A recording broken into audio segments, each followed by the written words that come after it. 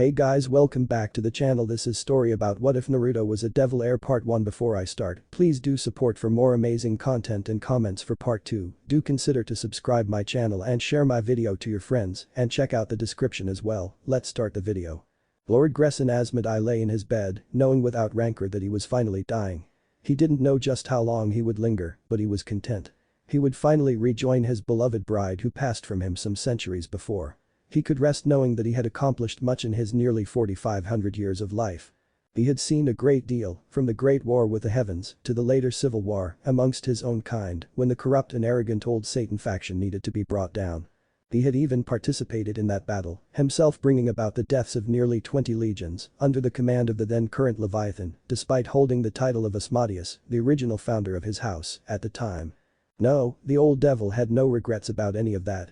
If he had to give one, it would be that his house would end with him. His only son and daughter had both perished in that same civil war, and his only wife, the one woman he would ever bring himself to copulate with, had died only a few short centuries ago. So with his death his house and name would be removed from among the registry and the pillars, which would put all of his servants out in the streets of the underworld without jobs. Oh, they could seek employment elsewhere, as some had already done, but those who had remained loyal to him, they were a different story. Grieving was a charitable soul, and he did not want to know that he had left such loyalty unrewarded. Much like his old friends of the Grimmery house, he, too, cared greatly for those who served him. It would be a smear upon his name in his last hour to leave them without some form of compensation. So he had called his people together in his mansion's great hall and asked of them their opinion. He was surprised, to say the least, that they each said they would rather follow him to the grave than serve outside his bloodline. So he hatched a plan with them. He now waited against time for their findings. Then the door opened and the two youngest of his loyal maids entered. Both looked to be in their late to mid-teens and were obviously sisters. Has it been found then, Militia, Melanie? Yes, Master Grieving. The subject has all the particulars you have asked for, Melanie replied. She was a quiet girl and had customized her uniform in white with light blue accents. Her twin sister, Militia, was just as quiet but had the longer hair and patterned her uniform in black and red. The two were utterly inseparable, they had been human together and they became devils together, even going so far as to continue to share a bed even now. Grieving had rescued them from a collapsing world that had reached its potential end and in return he was rewarded with their loyalty. He would not see that loyalty betrayed now. Very good, he was interrupted by a sudden coughing fit that wrenched its way from within his emaciated frame. He regarded his now frail body with a certain amount of amusement. Devils were powerful beings, with bodies that could take and dish out great amounts of punishment, but when their time came to die of old age, those same bodies suddenly became as frail as any century-old human, and he was indisputably the oldest living devil. Shall we commence with obtaining the subject, Master? Militia asked. Yes, Militia. Bring me our hope. The two girls bowed and retreated from the room. Grieving lay back among the piled pillows with a heavy sigh. It wouldn't be long now. Just a little more time, that was all he needed. Soon he would have what he needed to ensure that the loyalty of his remaining people was paid back. Soon he would have his successor. Break. The 14-year-old Uzumaki Naruto stared out over the devastated landscape that had once been a lush forest with a flourishing village at its center. Now the only thing that remained to even denote that a village had even stood there was the circular wall that had encompassed it and the carved faces on the overlooking mountain. What could have happened to his home? Where could everyone be? With those thoughts in mind, Naruto began to desperately shift through the rubble, his fear lending him strength he didn't know he had. It lent him strength, speed, and endurance beyond what he knew was possible for him. He had returned to Konoha early from his trip with his teacher, Jiraiya of the Sannin, almost a full year. It wasn't that he was finished with his training, not even close, but Jiraiya had disappeared on him 3 months ago without word, so he figured he could at least go to Konoha and see what had all changed. He had never dared to imagine this. So engrossed in his task was he that he never heard the approach of someone from behind until he sensed an attack. Rolling forward in a ball, he spun around and came face to face with his attacker, a man with bright orange hair and quite a few facial piercings. I thought you would return here, Kyuubi Jinchuriki. Are you the one who did this? Naruto growled. Indeed. Why? Because it was needful for peace. Bullshit. Naruto charged recklessly, kunai in hand. This isn't peace. It's death. Exactly, the man replied even as he dodged every enraged strike with an ease that spoke of practice. Humanity can only know true peace once they are all equal. And the only way to make everyone equal is in death. Thus must every living person die. Hell no. There has to be another way. The young man denied, his strikes becoming slower as his anger made him sloppy. Not for this deluded and perverse world, the man stated with conviction. The general treatment of Eugen's Kriki is just one example I can use to show you how flawed our world is. Naruto grunted as he was shoved backward by a harsh kick to his stomach.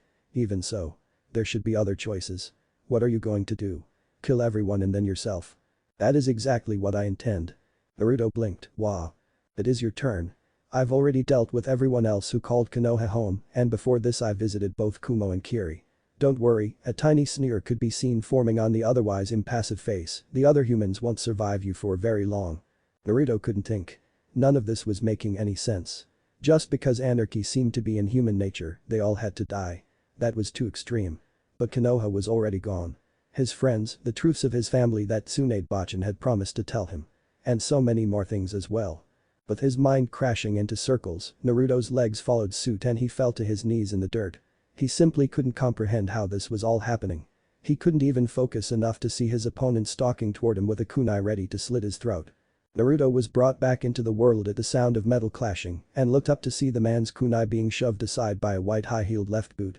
His eyes trailed up the boot to the attached leg, up the leg to a ruffled white hoop skirt that didn't quite manage to hide the newcomer's cyan panties, up the skirt to a lithe upper body, up that to nice set of rounded shoulders, and from there the angle was too bad to see anything more than a head of long black hair.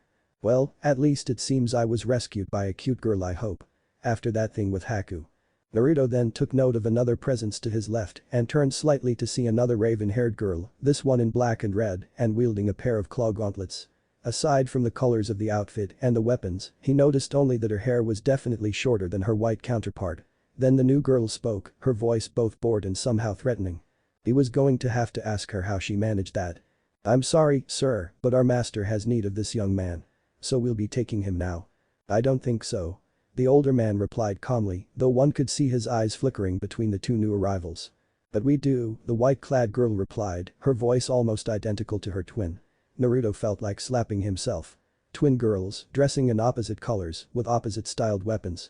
It wasn't exactly novel, but it was different enough that it threw him for yet another loop, as typically in the shinobi world twins mimicked each other, so the enemy didn't know who they were fighting. Don't I get a choice in this? Naruto asked a little timidly, his confusion showing and raising his hand a bit like he was in school. No, said all three of them in unison. Fine then, he sulked, crouching with a paw over his head and one finger drawing circles in the dirt. The white-clad girl finally put her raised leg down. I am Melanie Malachite, this is my sister, Militia. We were sent by Lord Gresson Asmodi, head of the Devil House of Asmodi, to fetch this young man. We will be taking him. The orange-haired man finally showed emotion. Incredulous bewilderment. Devil House. Are you high, girl?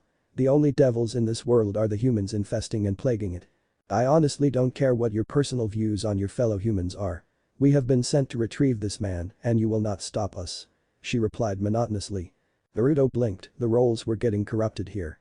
First it was him being confused, while the other man was calm and monotone. Now it was the man's turn to be confused, while these girls were dead calm and apparently monotone. Would it be Naruto's turn for the monotone next? Quite suddenly the man's body jerked into a stiff as a board pose for a moment before falling to the ground like a puppet with its strings cut, the eyes in the orange-haired body fading from concentric ringed purple to a more normal blue. Naruto blinked rapidly at the sight, exchanging curious expressions with the two girls. He then asked the obvious question.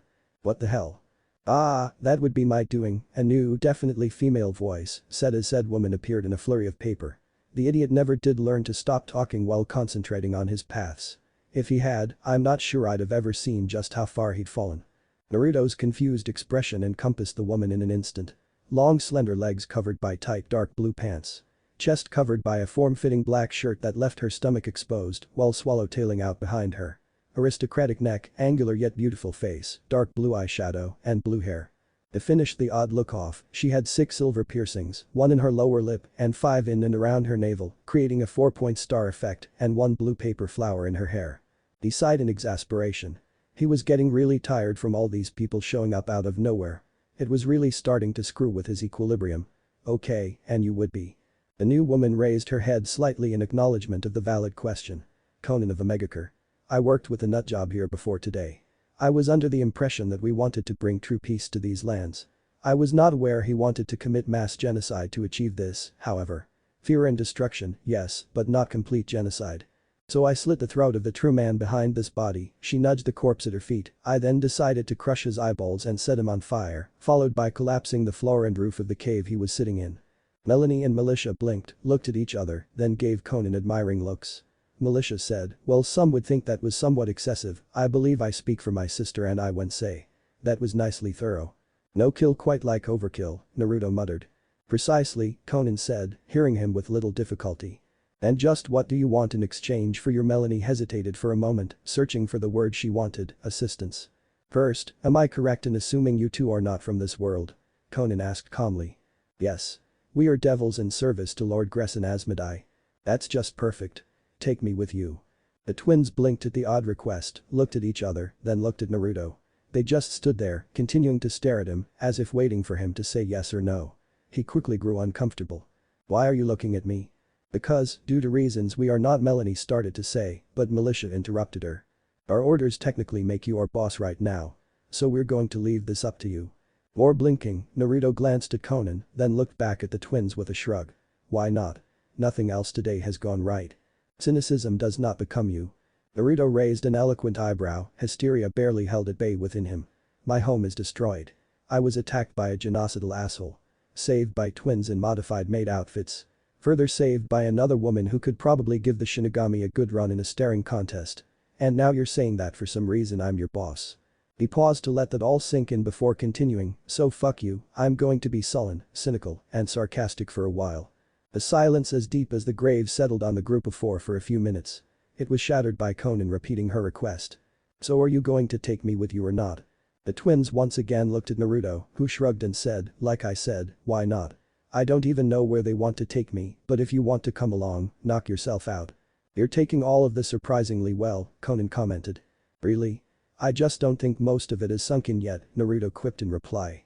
I'll probably go back to having my breakdown later, once everything's done and I can grieve without interruptions. All three women had the decency to at least look sheepish. In the span of maybe a half hour he'd had several upsets to his life. It was only natural that something had to give in the face of it all.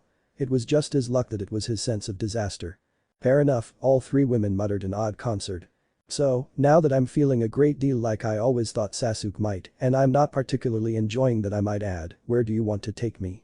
Naruto questioned the twins, a fair amount of sarcasm and angst in his voice. Simple, Militia said calmly, ignoring the level of antagonism in the air, we'll be taking you to the underworld where our master lays, dying in his bed. It is he who wishes to see you. And as you have decided, we shall take the woman as well. Naruto nodded, then asked what seemed to be the most pertinent question in his mind. And just how are you going to take me to this underworld? You aren't going to say something like, you need to die, right? Of course not, Melanie retorted swiftly, don't waste our time with these inane questions. We have been watching you for more than 2 months.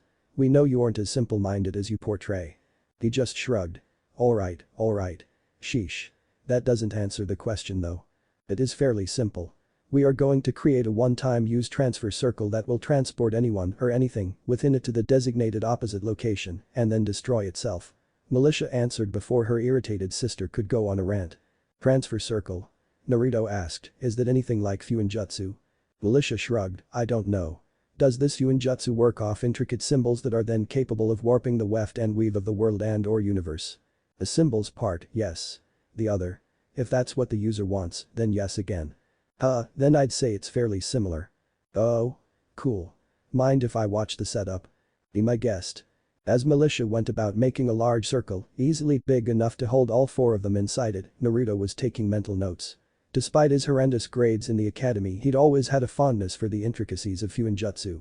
It came to him easily, along with sword work, though only Jiraiya had discovered these 2 hidden talents of his. His taijutsu was barely passable as brawling, his ninjutsu ability was only somewhat above average, and his genjutsu abilities were, for the most part, non-existent. Unfortunately for him, though, Jiraiya was only really competent with ninjutsu and fuinjutsu, leaving Naruto to fumble his way through kenjutsu as much as he could with the use of kunai and an odd sword he'd found as a child. You're not even a little curious or shocked about the existence of devils? Militia asked as she worked. Not really, Naruto replied blithely. Considering that there are people in this world who can breathe fire and lightning, manipulate water molecules out of the very air itself, or command the wind, a devil is hardly something to bat an eyelash at. Ah, she sweat-dropped, you have a point there. Meanwhile Melanie took a few deep breaths and then took up a position of watching for possible trouble. She was joined shortly by Conan, who took up a position directly opposite her. Not that Melanie was going to complain, another pair of eyes, especially ones trained like she assumed Conan was, at least have the amount of work she had to do. Which meant that both women only had to deal with their respective sides, and Melanie could try to come to grips with what she had just learned about Naruto. She and her twin had spent months watching potential candidates to take their lord's position. They had finally settled on this Uzumaki Naruto, due to him actually possessing all the attributes that Lord Gressen had listed off. Granted, it wasn't a very long list, being mostly about temperament and morals and ethics, with a few physical characteristics that were needed to pull off a convincing enough show, but still she hadn't expected him to be quite so quick on the uptake. From what she and Militia had seen, he was impulsive, prone to helping others with no thought for reward, unnaturally cheerful, and a natural prankster. Now she had seen him switch into an intelligent, mature young man, with a sense for putting things off until he had the appropriate amount of time for it. This dichotomy was throwing her off enough that she was snapping at him as a way to return him to the knucklehead she had witnessed, and she was honest enough to realize that it wasn't actually going to help her. So now she had figured out a way to fix their already deteriorating well, she wouldn't call it a relationship just yet, acquaintanceship. Yes, that sounded about right. They didn't really know each other just yet, as was evident by her surprise over his cynical side, so they were acquaintances at best. But if all went according to her master's plans, this young man would become her new lord, and having bad relations with him would be detrimental, to say the least. Arg. Why couldn't he be as simple-minded as he seemed? That would have made it so much easier. Melanie thought, a fool would be placated with a simple apology. Who knows what a man of depth might want in compensation. He won't mind, a sudden voice in her ear startled her. Melanie spun around, wondering how someone was able to escape her notice, even distracted as she had been. She came face to face with a strange mask, one that resembled a caricature of a cat. The person behind the mask was obviously female, if the body behind a set of grey upper body armor was anything to go by. But before Melanie could speak, the woman had turned away, nearly smacking the white-clad girl with her long purple hair. Naruto noticed the newcomer's presence and seemed surprised. Anbu. Nico. Anbu, the elite forces of any village. They obeyed only their own commander and the kage of their village, in this case the Hokage. What was she doing here? The woman, now named Nico, knelt in front of him in an obvious sign of submission. Uzumaki Naruto, on the final command of the Goddamn Hokage, Senjutsunade, I was to find you. Having succeeded in that, my objective was to change should the village have fallen in that time, to protect and serve you until my death. From this moment on, you are my Hokage, carrying the entirety of Konoha's will of fire. Naruto stepped forward excitedly. Nico, what about everyone else? Are there any other survivors? If Nico survived, then surely others. His thoughts were interrupted by a slow shake of the head. When she spoke again, only the barest of tremors in her voice and posture betrayed her emotional state. I'm afraid not. I was just about to get off medical leave when the destruction started. Tsunade-sama sent me out with my orders just before the village forces attempted their counterattack. No one else. He whispered. A choked sob, no, there was little enough time to send me. Naruto dropped to one knee in front of her, reached out, grabbed her by the shoulders and pulled her into his own, her mask falling in her surprise. I'm sorry. We've both lost everything here. Now all we have left are each other and our memories of our home. The woman broke down and cried into his shoulder, clinging to him for the comfort of knowing someone shared her grief, that she wasn't alone, that there would be a reason to continue existing. Living. She didn't know Uzumaki Naruto well outside of a few missions given to her by the Sandaime Hokage to protect the boy when he was younger, and the civilians were dumber. And of course there were the rumors she'd heard from other shinobi about his skills. He was a good lad, but he hid most of his emotions behind a mask of cheerfulness. She was on duty the day he started to do that, mask his true emotions. It had startled her so much that she had barely managed to remember to report it. Now he was the last link she had to her home of 24 years, and it was her job to serve and protect him. When she had learned he was outside of the village, being taught by Jiraiya of all people, she had despaired of finding him. Jiraiya was infamous for his ability to move around without a seeming pattern, and even if he was dragging an apprentice around with him, the two of them would be nearly impossible to find. So when she had felt a new, strong chakra source enter the remains of the village, she had been filled with both curiosity and dread. Upon finding that the new signal was her target, Nico had nearly danced for joy. He was here. He wasn't dead. He was leaving. Oh, hell no. Her desperation had caused her to then appear before him and these strange women. Then what he said hit her, and she pulled back slightly, revealing her heart-shaped face with dead-looking brown eyes. No, Naruto-sama. We have a few other things. Tsunade-sama made certain to send me off with everything she had prepared for you. She meant to give it to you upon your return, but… He nodded, a tear trail running down his cheek from one eye, the other suspiciously dry. But this all happened. I understand. I'll ask you to hold on to whatever it is for a while longer. She nodded, clearing her eyes with one hand. When she looked up again, she took note of the oddity of his eyes. Naruto-sama, why does only one eye weep? He raised a hand to his right eye, the one not leaking tears. Oh, this. It's fake, Nico. One of the enemies I faced last year got a little too creative and heavily poisoned a rusty knife. I'm rather lucky, apparently, as it missed piercing into my brain by mere millimeters and it didn't touch outside the eyeball so it didn't scar. Unfortunately, as Jiraiya and I were supposed to be not drawing attention to ourselves, I had to get a fake to replace the destroyed eye. Medics capable of transplants or regrowth are rare, you know. He scratched his cheek below the fake eye a little, if nothing else, it has reinforced the need to pay attention in battles and to think before I do something. This one injury taught me almost as much as Jiraiya did. Nico stared in shock. Melanie stared in shock. Militia stared in shock. Conan gaped openly. How could he be so nonchalant about something like that? He just smirked at them and they could feel the smugness in his voice. Come on ladies, if you're this shocked, think how my opponents of the past year would react knowing they got their asses handed to them by a half-blind man. On the upside, it moves and seems to focus like a normal eye, so it's more than capable of fooling my enemies. They just stared some more before Militia shook her head in admiration and went back to work on the transfer circle, making certain it would accommodate yet one more person. If there was one thing she was sure of after observing him, it was that Naruto would never leave a comrade behind. So she may as well see to it that this new woman could come along as well. Naruto picked up the fallen mask, looked at it for a moment, then to Nico's revealed face. So, when the mask is off, who are you? She snatched the mask out of his hands, a small blush of embarrassment on her cheeks. Yuzuki Yugao, she mumbled. Yugao-chan, huh? She blushed a bit more at the suffix, alright. I've decided. She looked at him curiously, unless you absolutely have to, I don't want you wearing that mask. I get the feeling I'm going to need a friend in the days to come and you and I have at least some history beyond today. I'll need Yuzuki Yugao probably as much as I'll need Anbu Nico. Yugao thought about it for a little bit and reluctantly had to agree with him. Very well, she replied as she attached the mask to her waist, next to her weapons pouch and a large scroll. Naruto's gaze traveled downward, I take it that scroll holds the things you were talking about. What Tsunade wanted me to have. Yes. Ah. He sounded satisfied, yeah, hold on to that a while longer. As you wish, she took up a position at his side, keeping an eye out for trouble, causing Melanie and Conan to return to doing the same. Naruto on the other hand went back to observing Militia's work, noting the slight changes that were necessary to allow more people. If nothing else, this was a good learning opportunity. Shudder.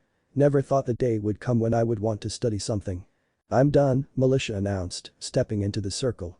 We can go now, Naruto-sama. Stepping into the circle, Naruto took one last look at the demolished area that had been his hometown. He burned the image into his memory. He would never let another home of his suffer this fate. Break. His vision cleared and Naruto's first thought was, that's excessive. To be fair, his sight rested on an enormous mansion of a design he was unfamiliar with, but he was certain it was more than a tad over the top. Soaring turrets, graceful arches, wrought iron fences, stained glass high windows, a small gathering of maids and butlers. Wait, what? Welcome, Naruto-sama. Came a chorus of voices as 7 people bowed to him. A single older-looking man dressed in a sharp suit stepped forward and went to one knee on the cobblestones at Naruto's feet. On behalf of everyone, I welcome you, Naruto-sama. I am Sebastian, head butler to the Asmodi house. Do you or your companions require anything before you meet with Lord Gresson? Naruto blinked and then looked at both Yugao and Conan. The 2 women just shook their heads, no, it seems we're good right now. Sebas stood gracefully and with great dignity, very good, Naruto-sama. Then if you 3 would follow me, I will conduct you to my master immediately. Of course, Sebas-san, was it? Just Sebas is fine, Naruto-sama. As they walked through the mansion, Naruto and the 2 kunoichi took in the details of the design. Now, Naruto would be the first to admit that he didn't exactly have a great sense of style, but the number of potential assassination points they passed was simply staggering. It was like the designer couldn't conceive of anyone trying to harm the masters of this place and built it without any kind of practicality outside of the columns needed to bear the weight. Honestly, this place was starting to put him on edge. Is everything alright, Naruto-sama? Sebas asked, head turned just enough to see the unease in his charges. I'm well enough, Sebas, Naruto answered, but as someone trained as a shinobi, an assassin basically, this place is practically a murder funhouse. It's a little offsetting. Ah, the older man responded with an understanding tone, I see. Yes, this mansion was designed in the days before assassination was common, and none of the lords since then have attempted to rectify this. It is of little concern either way. He turned his attention back to the direction they were traveling. Few have dared to come after any of the lords in recorded history, and those who have did not live long enough to come near them. Naruto felt a little impressed at that statement, but could not help asking, out of curiosity, why is that? Sebas replied evenly, because we servants protected them. Even if we had not, there are a few others who stand as guardians. I have little doubt you will meet them soon enough. The young man blinked. He was doing that a lot today. He looked at Yugao. I have the feeling I was just politely told to shut up. Is that right, or am I imagining things? The woman just smiled at him slyly, yes. Naruto shook his head, you are enjoying this far too much, you know that. Her smile didn't change in the least, probably, but unlike you I actually had to watch Konoha's destruction, so forgive me my coping mechanism. Naruto had the grace to look both sheepish and chagrined at that. Right, sorry Yugao. Considering I'm doing almost the exact same thing I don't really have the right to talk, huh? No, you really don't. Further conversation was interrupted by coming to a set of double doors, where Sebas knocked once. Lord Gresson, the twins have returned with the subject. Very good, let them in, Sebas, a thin voice responded from the other side of the door. Naruto shared a quick glance with his two human companions, each of them having the same thought. That voice may have been thin, but there was an undeniable amount of authority in it. That was the sound of someone who regularly gave orders, expecting them to be carried out faithfully, and was not disappointed in their faith. No, that was the voice of a man who knew his servants intimately, and they him, and both sides had bonded so strongly that the very thought of disobedience or betrayal was anathema. Sebas opened the door and allowed the three ninja to enter, closing the door behind them. The first thing Naruto noticed upon scanning the room was the rich upholstery, from several velvet couches and hanging tapestries to a giant curtained four-poster bed. The second thing he took note of was a beautiful woman in a demure yet seductive white dress with two horns that looked somewhat like a crown and twin pairs of black feathered wings on her lower back. Okay, she's beyond good looking. It's too bad that I'm certain if I look too long she'd try to castrate me. A heavy cough brought his attention to the sole occupant of the bed. Naruto took the man in at a glance. Emaciated figure, withered white hair, pale gray complexion, sunken cheeks, and a small amount of blood now spattering the bed sheets that covered him. The man's eyes, however, caught Naruto's attention. A bright, lively and vivid eyes spoke of an unwavering conviction and determination. They told Naruto that this man was alive right now only because of his pure willpower to push back death's hand. Naruto swept into a low bow of respect. Lord Gresson asmodi, I assume. Yugao stared at the young man in shock. She had never heard him be polite to anyone, not even to the Sandaime Hokage who practically adopted him. Heck, according to what she had heard, Naruto wouldn't even show respect to the daimyo. Yet here he was, bowing and speaking with a respect and deference that she had not seen or heard of outside of imperial courts. This is Uzumaki Naruto. A young man with manners. I am surprised. Especially considering that the files I have on your personality say that you wouldn't even use those manners with your own leaders. A hollow echoing cough came from the old man as he unconsciously echoed Yugao's thoughts, but not answering the question. Naruto straightened his back and an impish grin crossed his face. Oh, I have manners. I just reserve them for moments when they are either more deserved or important.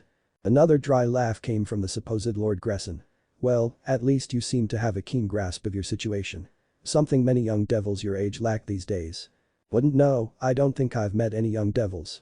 Naruto replied cheekily. You have, the woman in white said, her voice a lilting melody that was quite pleasant to hear. The twin sent to retrieve you are not truly much older than yourself. Now, Albedo, the old man chided, you know the government's stance on reincarnated devils. Yes, she agreed, not bothering to reveal what they were talking about, but I also know that none in this house are of the same opinion, Gresson-sama. Well, that answered Naruto's question from earlier. This was indeed the Lord Gresson asmodi he heard the twins talking about earlier. That was nice of her. Well, shall we get down to business? Lord Gresson asked with a certain amount of amusement, since Albedo has accidentally ruined the fun I was having of keeping you children guessing as to whom I am, I'll just say it, Uzumaki Naruto, I want to formally adopt you as my son and have you inherit everything I own. Naruto stared at the elderly man in absolute shock. This was so far away from what he thought was going to happen. I'm sorry. What? The old man cracked a grin. I want to adopt you as my son, using an ancient ritual, so that my house is not destroyed and erased upon my death. This means that everything I own will become yours, my servants included, as they have chosen to remain in service to my house. Naruto blinked. Blinked again. A third time. Then he shook himself, like a dog shaking water from its fur. Too many things.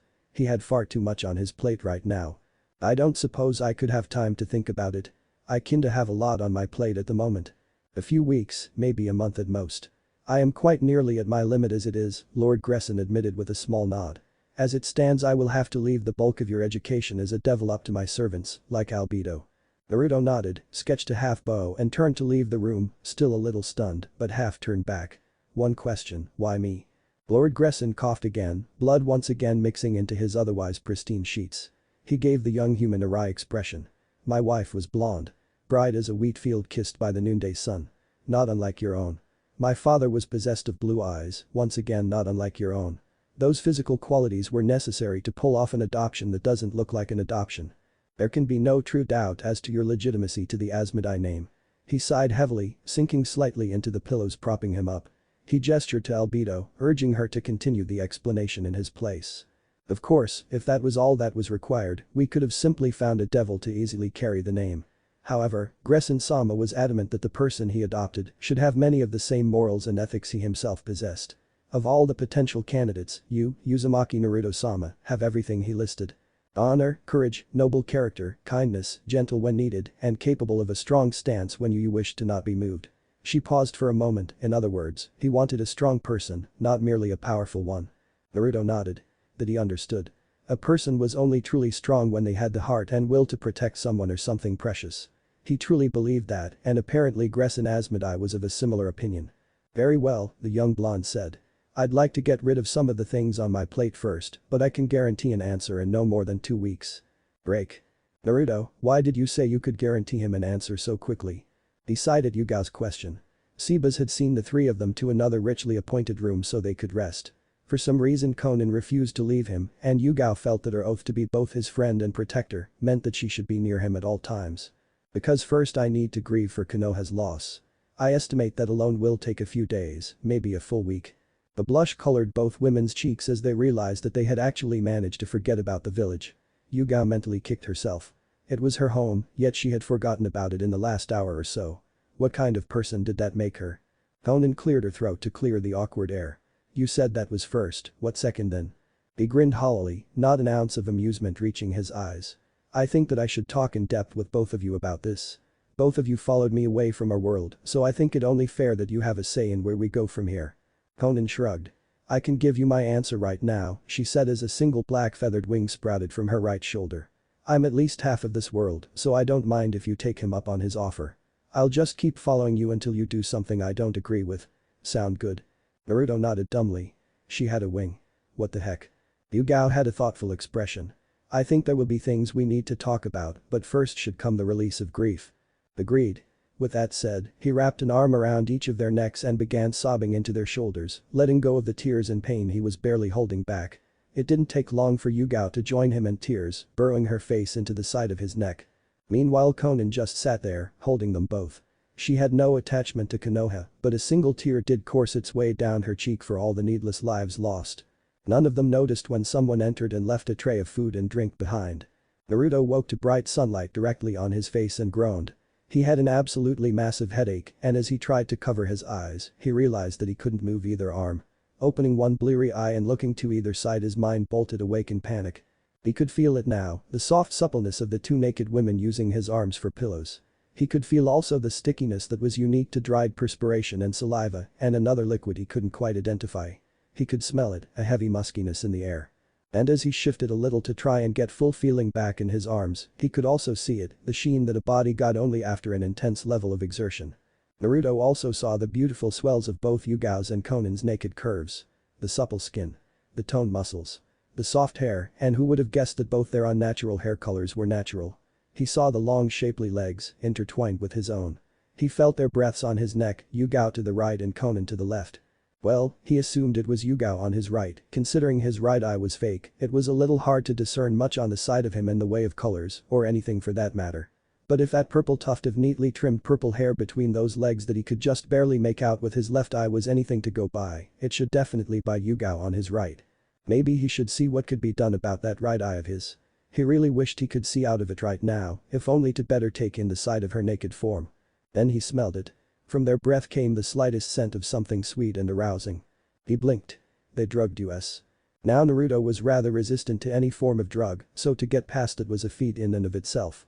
That being said, he knew he was not immune. which meant that either they gave him a lot of it or they managed to increase the potency. He cast his mind back, looking for his last clear memory. There were flashes of immense pleasure and scenes that Jiraiya probably would have sold his soul for. Scenes that included both of the women on either side of him doing such lewd and perverse acts that Naruto could feel himself becoming aroused all over again, and only through sheer force of will was he able to calm down and see the images flashing through his mind with a detached clinical perspective. It seemed that several days had passed, if the vague sense of time lost was any indication. He could even vaguely recall being fed some kind of seafood dish that inflamed his libido to levels that he hadn't known were possible. And there was a drink too. Came a moan from his right. Looking over, he was just in time to see Yugao's eyes flutter open, then snap awake in shock and realization. Then he was witness to the expressions that flitted across her face, as she probably took the exact same route to identifying what likely occurred as he had. They had been trained in the same academy after all, even if the institution had fallen somewhat from her time in it. Finally she sighed, and her eyes cleared and looked at him. So, drugs. Most likely. We're going to kill them for it, right? Probably. Probably. He shrugged as best he could with her still using his arm to rest her head, his features somewhat resigned. Yeah. I'll at least hold off until I hear their story. Then I thought that you might like to do the job yourself. I'll admit I do feel the need to cut something. As long as it isn't me, I'm fine with that. She hummed. What do you think they fed us? Naruto asked, unintentionally staying quiet so as to not disturb Conan and possibly have another woman to deal with right now. Yugao shrugged one shoulder. I recall some kind of seafood dish, probably a kind of clam or oyster, which are natural aphrodisiacs, and in our emotional turmoil, it wouldn't have taken much for us to make that leap. The drink though, she trailed off, thinking. It almost seemed like the stories I've heard of something called chava. A drink derived from coffee that is said to inflame passions. It does, came a sleepy voice from the other side. It seemed that Conan decided to wake up and join the conversation. I've had it once before, as a young child. Of course, as a child it does little more than coffee would. She said, sleep still heavy in her voice. You're taking this well, Yugao said, eyeing the other woman suspiciously. Yes, I suppose I am, Conan admitted, but then I was going to suggest something like this. Not the drugs, but the sex and potential pregnancies. Naruto lost his composure. What do you mean? The blue-haired woman sat up, not bothering to try and hide her naked form, he'd already seen it after all. As the last of the Uzumaki bloodline, it would be your duty to see it continue. If the ritual Lord Gresson plans to use is the same kind as I'm thinking, then it will most likely replace all of your human blood with his own, which would end the Uzumaki line. She gave the young man a gimlet stare. Yugao and I are both human, or half in my case. We are the best and only real choices to make certain that the Uzumaki bloodline not only continues but is not contaminated by other bloodline traits.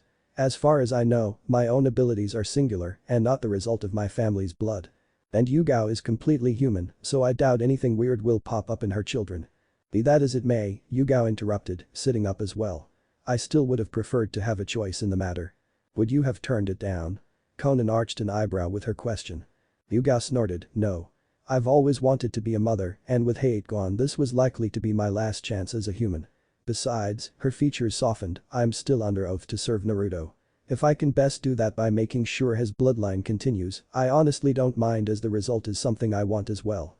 Don't mind me, Naruto said from his position still laying on the bed, it's not as if my opinion matters in this. I'm glad you understand, the two women said in unison. He sighed. This was going to be a long morning. It really was a long morning.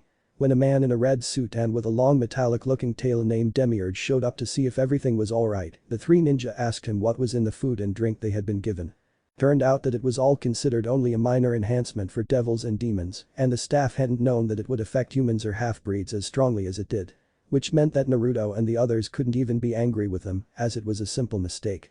Albeit one that was continued for a couple days before being found out as the culprit, but a mistake nonetheless. Naruto sighed heavily. He was sitting on a large couch that was obviously placed in the room for some extra comfort. He placed a cup of perfectly ordinary tea, he'd made certain that it had been collected from somewhere other than the underworld, down on a facing coffee table. So, 2 days, huh? We were at it for 2 days. He raised his eyes to the two women sitting on either side of him, noting silently that neither had really bothered with putting on more than a small white house robe. Not that he could say anything about that as he hadn't bothered with anything more either. I don't suppose it's too early to determine if you're pregnant. Yugao chuckled, I'd think so.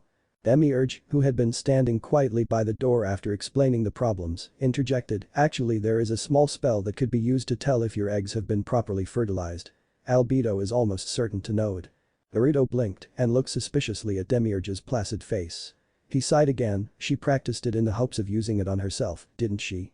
The older man looked surprised, how did you know? There are few reasons a woman that devoted to her lord would know such a spell, Naruto said quietly, his eyes never leaving Demiurge's face, so he could watch the expressions flicker across it. It appeared that Demiurge had a horrible poker face. And those would be? Number 1. She is the recognized nurse or doctor of the house, Naruto replied seriously, holding up one finger to emphasize which point he was on. Now, given her interactions with Lord Gresson, this is not impossible, as I'm fairly certain that she has not left his bedside for anything but necessary breaks. Showers and clean clothes and whatnot. However, I've seen many a nurse and doctor, mostly for reasons beyond my control and not of my own choice. She does not give off the feel of one. Demiurge nodded with a faint smile, you are correct. She is not our doctor or nurse. Please, continue. Drawing in a deep breath, Naruto raised a second finger. Number 2. She is secretly, or not so secretly, in love with someone and hopes to conceive. Thus she would learn the spell in question in order to be certain as quickly as possible that it is done. Again, given her interactions with Lord Gresson and doubting her leaving of his side for anything but those necessary breaks, I would assume she is in love with him and hope that he would give her a child. Wait, Yugao interrupted, Albedo is in love with Lord Gresson. Are you sure? Naruto nodded, Demiurge's face gives me all the confirmation I need. He has a horrible poker face. Said demon smiled widely. Or I know how to use my expressions to mislead people into believing what I wish them to, he said slyly, then raised a hand to forestall any comments. However, in this case you are correct. Albedo did indeed learn the spell in hopes that with the passing of Lady Kethri, Gresson-sama's wife, that he would deign to turn his love to her and grant her a child of her own. But it was not to be, Demiurge continued, Gresson-sama was far too in love with Lady Kethri to fall in love that way again. Certainly he loves Albedo, but as a father would dote on a daughter. It is not as she wished. I see, Naruto murmured. He stared at his cup of tea for a moment longer, then looked at Konan and Yugao, getting nods from them. Then please call for her. As much as I don't like how it came about, the continuation of my human line was one of the biggest things on my mind. Konan stared, then why were you so against it earlier? I wasn't against having children as a human, Naruto shrugged, but I had wanted to discuss it with you two first on how to go about it. I wasn't necessarily going to propose to use your wombs for it though. Yugao smacked him upside the head and scolded him. You little fool, if you hadn't brought it up, I'm sure Konan would have. And I know that if I'd been given the choice, I'd have done it anyway, just as I said a while ago.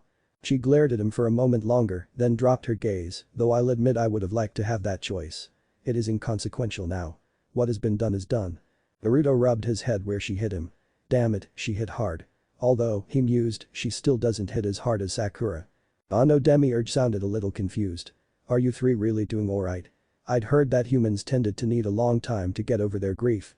All three of them gave him ruefully amused gazes, their previous discussion put aside for the time being, and Naruto answered him. All ninja are trained from a young age, Demiurge. This training includes being able to push past grief and to get it all out in one go, so it doesn't consume us. It's a second-year subject, but it goes all year and culminates in the raising of a pet and then killing it. I got kinda lucky in that, Naruto mused, I got a rather ornery chicken that tasted great as a soup ingredient. Yugao looked at him strangely, a chicken. My class received hamsters. Konan answered softly, I didn't go through an academy, but I did have to kill a pet dog I had as a child, so I didn't starve. I suppose the situation for me was just harsh enough that I learned the lesson instinctively. Naruto shrugged, either way, ours was a kill or be killed world. You grew up faster, you didn't live to grow old. The two women nodded. They could easily agree with that. Demiurge, however, looked interested. A world where humans were trained in such a way could be a good place to harvest more servants or other materials necessary to help bring House Asmodi back into glory. He was his master's bishop, his every thought was on how to bring further glory to his master's name. Even now as that master lay dying in bed, if Demiurge could bring more glory to his name, then the demon-turned-devil would do just that. Now, Naruto continued, bringing the man's attention back to the present, if you don't mind, Demiurge, would you mind getting Albedo for that spell, while these two and I discuss a few things? Ah, important secret things, I suppose. Demiurge asked with an amused smile. Not really secret, but not really for outsiders either, came a somewhat expected response. Very well, but please do not leave the room, we cannot risk any potential spy seeing you before the ceremony is complete. With that the man gave a small bow and left the room. Once the doors closed, Naruto stood up and moved to look out a large bay window. Assuming the leave behind Uzumaki children thing is taken care of, I suppose the next thing to wonder is if this ritual will fulfill the requirement of death that could possibly free the Kyuubi from the seal. Konan and Yugao exchanged surprised glances. They hadn't thought of that. It's possible, I suppose, Konan said lowly. I'll admit I don't really know much about the rituals of this world, mostly due to my parents dying when I was so young, so I had to try and piece together things from what they left behind, but I have to imagine that it won't so much kill you as remake a portion of you. It would be a good idea to find out for certain though, Yugao cautioned. The best person to ask would be Lord Gresson himself, Naruto mused aloud, one hand coming up to lay on the window frame. That is certainly true, Konan muttered, leaning back into the plush couch. Would not one of the servants possibly know? Yugao questioned. I suppose, Naruto allowed, his gaze roaming over what he could see of the outside. It looked like they were placed in a room facing an inner courtyard, which was dominated by a rather breathtaking fountain and surrounding hedge maze garden. He would be the first to admit that he didn't know much about flowers, but even he could see plants in bloom that either did not or could not exist in his world. That black and grey rose for example. He shook his head, no time to be wool gathering. His right hand came up to trace the scar over his right eye. Maybe I should see what can be done about this, he muttered softly. Ever since he had lost that right eye, he had been slightly jumpy whenever someone or something came at him from that side.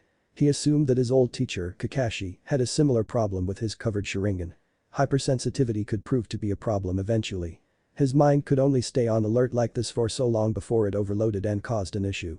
He wasn't quite as quiet as he had thought apparently, as Yugao voiced an opinion. You mean your eye? Yes, that could prove problematic later. I agree, Konan said quietly, while it's impressive that you've managed for this long, the added level of paranoia can't be mentally healthy. Naruto shrugged, a wry grin on his lips. We lived in a world where just being associated with a particular village meant you could be killed at any time. Paranoia was every ninja's best friend. Though you aren't wrong, he conceded, the human brain can only handle so much. I'm fairly lucky in that regard, as the Kyuubi seemingly doesn't want a brain-dead container, so it's been keeping my brain from overloading so far, but only time will tell how long that lasts. Yugao looked a little uncomfortable. You mean you talk to it? Naruto turned his wry grin to her, not so much talk, as I get vague impressions.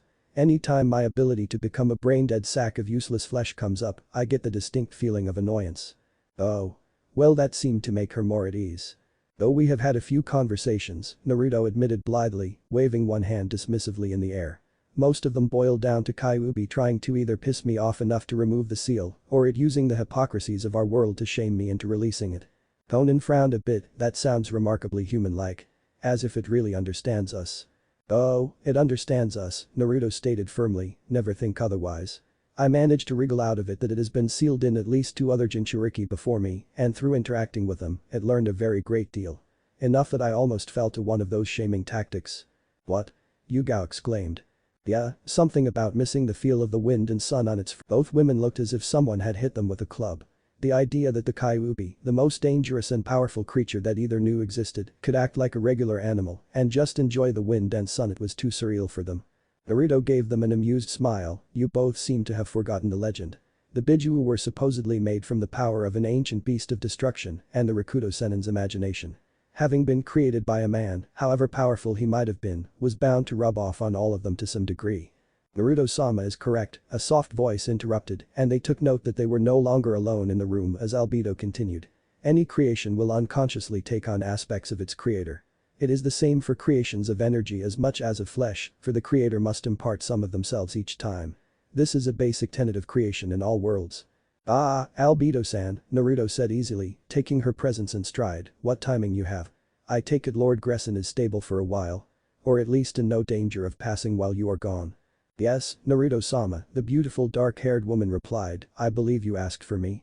Yes, I was told you know a spell or technique to determine pregnancy as early as conception. He questioned gently. Indeed, I have such a spell, she confirmed. I assume you wish me to use it upon these 2 women. If you would be so kind, he demurred, then we have a few questions about the ritual that Lord Gresson wishes to use. I don't suppose you would know someone we could ask. I wouldn't wish to tax Lord Gresson's remaining strength unduly.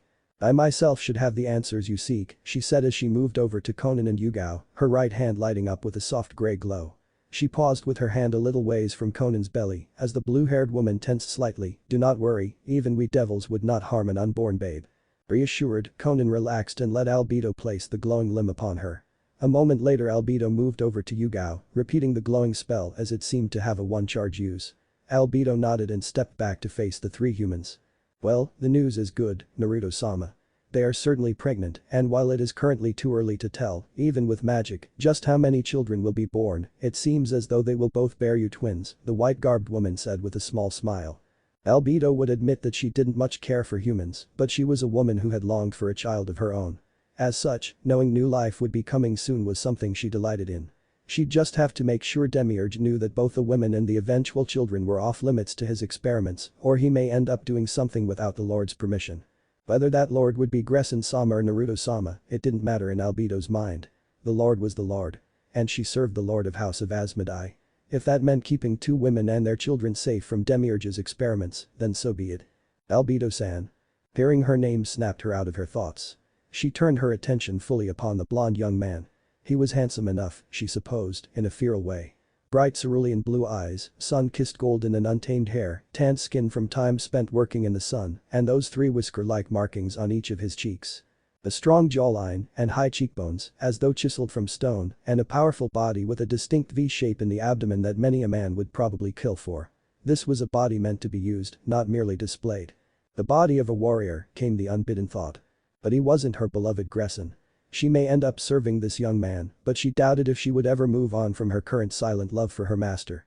Gresin saved her from a life on the streets in despair after her first lord was killed in another realm, for that alone she would always love him. Yes, Naruto-sama? She queried. I was asking about the ritual, Naruto replied, easily brushing off her previous inattention. Specifically what it all entails and what happens. Ah, she paused to collect her thoughts, it's relatively simple in theory. Gresin-sama will bond your blood with a sample of his own and that of Kethri-sama which was kept in case of an emergency. In essence it will rewrite your genetic structure from your current parents to that of Lord Gresin and Lady Kethri, instantly reincarnating you as their child. Will it count as dying? He asked, keeping a sharp eye on her expression. She shook her head lightly. No. Your soul will not leave you for any length of time, it will simply be remaking you, adding or subtracting as needed to your DNA. As far as I know the only thing of yourself that will be unaffected will be your soul. Could it repair things that are currently missing? Yugao questioned, thinking of his right eye. Albedo paused to think and then shrugged minimally. I shouldn't think so. Why? Yugao gestured at Naruto, his right eye is false, so I wondered if that would be fixed. Albedo gained an understanding look. Unfortunately, I don't think it will. It is much the same as the spell used by Ajuka Beelzebub in his evil pieces to resurrect other species as devils. She held up a hand to forestall their questions, which is something that I will explain at a later time, should Naruto-sama accept and become Gresin-sama's son. Suffice it to say that when those items are used, the people they are used on do not regain lost limbs. As such, I doubt it would repair a lost eye. Naruto had an understanding look on his face. I see, this literally remakes me from Uzumaki Naruto into Naruto Asmodi. And these evil pieces you mention are something you don't really want information on getting around, right? Albedo nodded softly with an apologetic smile. Yes. He waved off her unsaid apology, there's no need to be sorry, Albedo-san. These are things I need to know, so when the unexpected comes up I'll be ready for it. She smiled in amusement. You say that like it's a foregone conclusion that something strange will happen. He shrugged and grinned. You could say that. Trouble seems to follow me like a lost puppy and delights in causing me frustration like a scorned lover. Albedo blinked, then looked to the other two women. They nodded. Yugao had watched him as a child and witnessed the trouble he got into on a regular basis. Whereas Conan had read the many reports the Akatsuki spies had found on him and had honestly found it endearingly funny how much trouble seemed to love the boy. She mentally shrugged. It wasn't her problem. She decided to voice a question of her own, Naruto-sama. You mentioned you had a great many things on your plate that you needed to take care of. How are those coming along, if I may ask? Naruto blinked, then grinned again. Well, you've answered two of my problems already. One was that I, as the last known Uzumaki, had a duty to leave behind children to continue my line. As you've stated, this ritual will mean I am no longer in Uzumaki save in spirit, which means that I would have had to get at least one woman pregnant. He nodded to the two ladies across from him, thanks to your serving staff unwittingly drugging us, that has been settled. The next on my list was that this ritual not kill me, as I have another being bound to me by a powerful sealing technique, and I really don't want to simply let it out like that. That could prove to be more than a bit of trouble. Her rueful expression said that she felt this might be something of an understatement and he just laughed at it. The next item on my list was my missing right eye, which I will be looking into replacing with a working eye after the ritual. Albedo blinked, why wait until after? It's quite simple, he said, it has to do with the following item on my list. I have to look at a scroll my Hokagen grandmother figure left for me. It may or may not contain an answer to that problem, and if it does, I don't necessarily want to lose a gift like that because I was being hasty. Ah, she murmured. What else could she say? It was another inheritance of his, and he had every right to see it first. There was no doubt some incredibly sentimental things in there that he could probably only access as a human. I was wondering if you'd remember that, Yugao grumbled. She'd lugged it out of Konoha's destruction with her, he'd better look in it. She wanted to know what was in there too, damn it. He rubbed the back of his head sheepishly. Sorry Yugao. I was originally intending to get to it right after the grief session, but then all of this other stuff came up. Okay, yeah, that's a valid excuse, Yugao thought to herself with a small sweat drop. Albedo cleared her throat softly, just enough to get their attention. If that is all, Naruto-sama, I shall return to Gressen-sama's side. Of course, Albedo-san, he smiled and waved aside her concerns. I shall have the Malachite sisters on standby outside the room should you need anything, Naruto-sama. With a small bow, Albedo left the room. Naruto sighed and leaned back into the couch. If not for her willingness to help he'd have thought Albedo didn't like him. He could understand it a fair bit, she was in love with her currently dying master, and Naruto was being given time to get his shit together before becoming the old devil's new son. That was bound to throw just about anyone for a loop, so rather than dislike him, she was simply keeping her manner calm and respectful. It wasn't so different from how humans would act, so he was hardly going to hold it against her. Besides, she was very nice eye candy. Even if he would likely never touch her in that way, he was hardly stopped from appreciating the view. Much like a bonfire, he could admire, but he wasn't going to touch. He also wasn't about to go and peek on her in the bath, unlike his teacher Jiraiya, Naruto had limits to how far he'd go to appreciate the female form. If they showed it willingly, such as a personal choice of dress, then he would look, admire, and move on, unless they showed an interest in something more. A thunk pulled him from his contemplations, and he looked down to see Yugao had plunked a large scroll on the small table that sat between the two couches. He looked up a bit and saw her glare, daring him to avoid it any longer. With another sigh, this time one of resignation, he reached out and opened the scroll. Lines of neat and orderly Fuinjutsu script met their eyes, and Naruto snorted. Fuinjutsu was always something of a passion of his, though most wouldn't have believed it. He easily recognized the locks that could only be undone by either a specific person, himself, or a certain family line, Uzumaki. Shaking his head, he muttered about blood seals and bit his thumb. Running the bloody digit with a small amount of chakra, people always forgot that part of the sealing, and he never did understand why. Even if it was tagged to a bloodline, it still required an active amount of chakra to unlock them. And in response 2 folders, a jar of some kind of murky liquid and several scrolls, some rather large, appeared. Naruto blinked.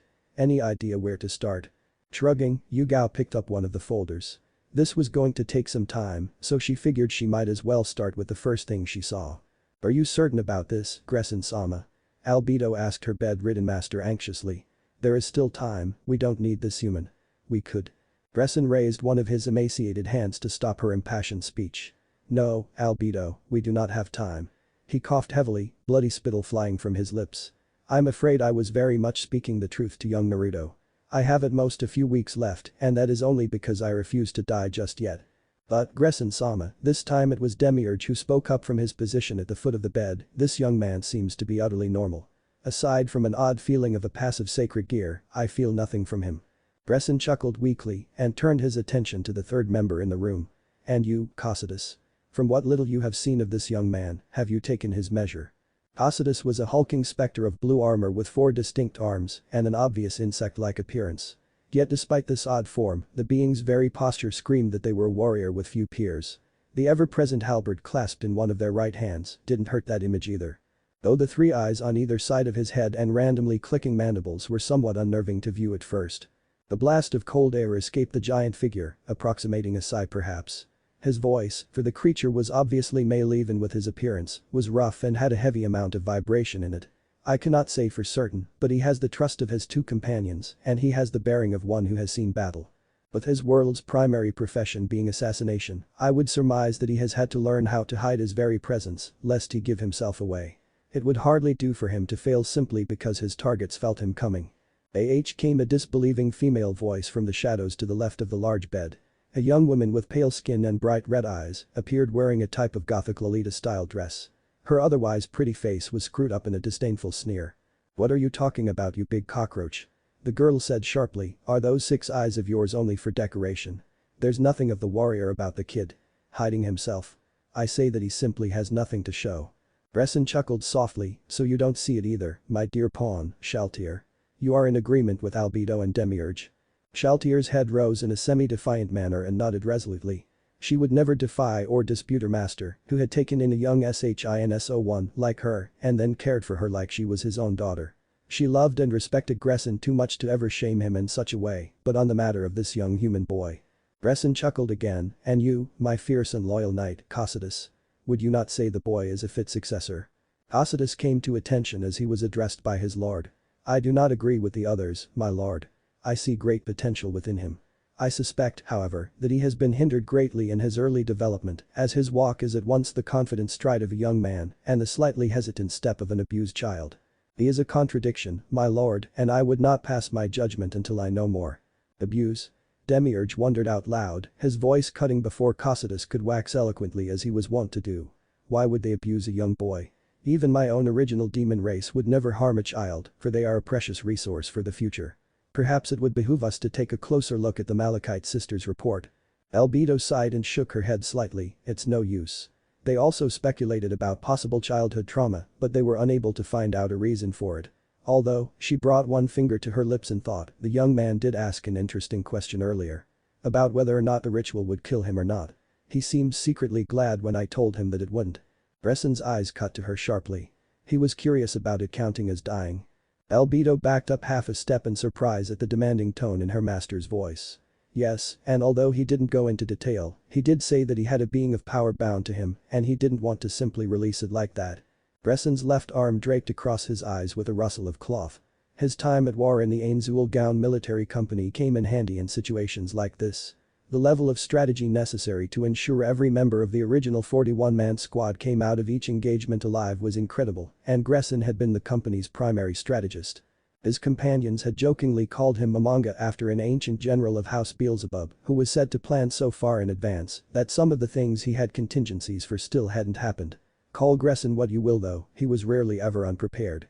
But this young man asking about death, it wasn't really unusual. Humans were much more aware of their impending doom than most other races due to their naturally shorter lifespans. However, for some reason this seemed at odds with what little Gresson had seen of this young man. A timid and slightly scared youth that hid behind a well-constructed mask of brash confidence. A mask that may eventually end up becoming truth with enough time. Then there was to comment about a powerful being. After several minutes, Gresson's arm moved away from his eyes. It is possible that there is something that can only be fulfilled by the boy's death. Something that he dearly wishes not to come to pass. And if it is the release of a powerful destructive force, I can certainly understand his reticence. Nods of understanding came from all 4 of the people around his bed. His next words disrupted their trains of thought. "But that is not our concern unless he makes it so," Gresson stated firmly, his tone brooking no tolerance for dissent. "If, and only if, he comes to us about it, will it become our problem. Until then it is best left in the hands of those 3, who presumably have much greater knowledge than we. I say now, let none push any of them into telling us. This is my verdict, and it is final." All 4 dropped to one knee, a hand coming up to each of their hearts in fealty, and Albedo spoke for them all, as was her place as queen of Gresson's peerage.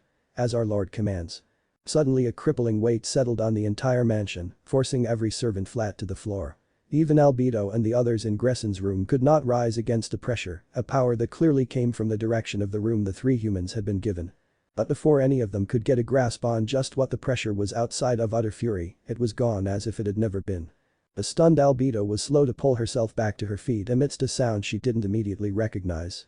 After a few moments she finally pulled her scattered wits together to realize that the sound was Gresson's throaty laughter, a sound that brought both joy and confusion to her heart. It was weaker, more arid than she remembered, but it was definitely his laugh. "Weak is he, nothing special, what say you now, Albedo, Demiurge, and Shaltir? That was the unbridled fury the man I have chosen as my successor. Would you say he is worthy now?" Gresson demanded, still laughing like a madman, his eyes burning feverishly. It was the gaze of man who had been given a gift far beyond his greatest expectations, and his people shivered to see it. What was that?" Shaltir's shaken voice asked the question that was on their minds. Gresin calmed down quickly enough, a sudden heavy coughing fit helped in that regard. As he laid back in his propped pillows, he answered them. That was undoubtedly young Naruto's unfiltered killing intent. Something has managed to rouse the sleeping dragon, and I'm quite glad it wasn't me.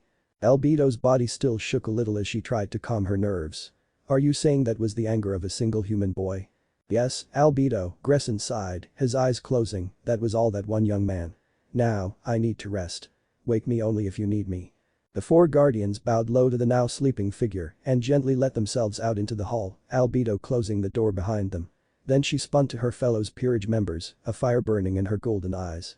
Alright, you all heard Gresin-sama's orders. And while I will abide by them, I want to know what so infuriated that human. Cocytus. She faced the hulking warrior squarely. I think that you might have the best chance currently, as one warrior to another. That bond of unspoken martial brotherhood may help you connect enough for him to speak with you. The knight just nodded. That unfiltered killing intent, he had felt a great sadness behind the anger. As a fellow warrior, the least he could do would be to lend an ear. And with this event firmly placing the young human as Gresin-sama's heir, Cocytus realized that he should get to know his new prince. Demiurge. Albedo continued, never losing stride, while we cannot importune the human to share his past with us, I feel we would be doing our lord a disservice not knowing more.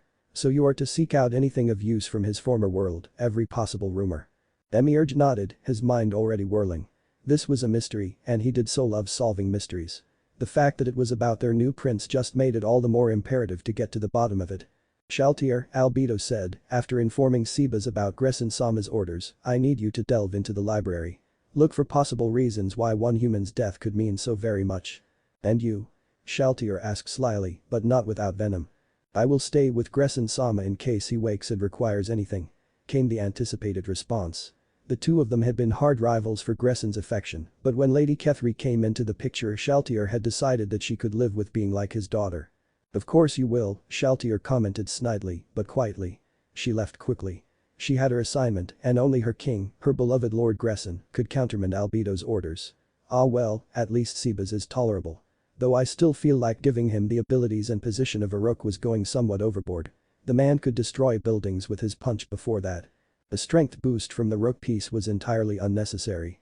She was already halfway down the hall before she remembered something odd. Demiurge said the boy has a passive sacred gear. We probably should have asked which one. It won't matter. Naruto sat quietly in a cross-legged position at the base of the large fountain in the inner courtyard. He had jumped from the third-floor window of the room he shared with Yugao and Konan to get there with as little fuss as possible after his not-so-little outburst. Now he was calming himself through meditation, an art he hadn't yet mastered but did find relaxing. He needed the calming influence of his meditation due to the information he had just received from those folders Yugao had decided to look through, folders that were much more than simple dossiers. They were on his parents, and while he was happy to finally have their names and even pictures, he was incensed about one thing. His father was the Yondaime Hokage, Namikaze Minato. The very man who placed the Kyuubi within Naruto at birth was his father. His own father had doomed him to a life of misery and hatred at the hands of ignorant villagers who understood sealing about as well as Mido Guy understood fashion. He shoved that to the side, his mind able to process things easier at the moment. He decided to focus on what he had learned about his mother. Uzumaki Kushina, a fiery-tempered woman with bright red hair and violet eyes, but a fierce friend. The only known survivor of the lost Uzashigakure, homeland of the Uzumaki clan, who had made a name for herself even in the academy as the Red Hot Habanero. She was also, not so coincidentally, the previous container for the Kyuubi. His mother had held the powerful fox before him, and apparently it had been because no one but in Uzumaki could properly contain it. Something to do with their naturally high levels of chakra, he hadn't been able to read much more than that.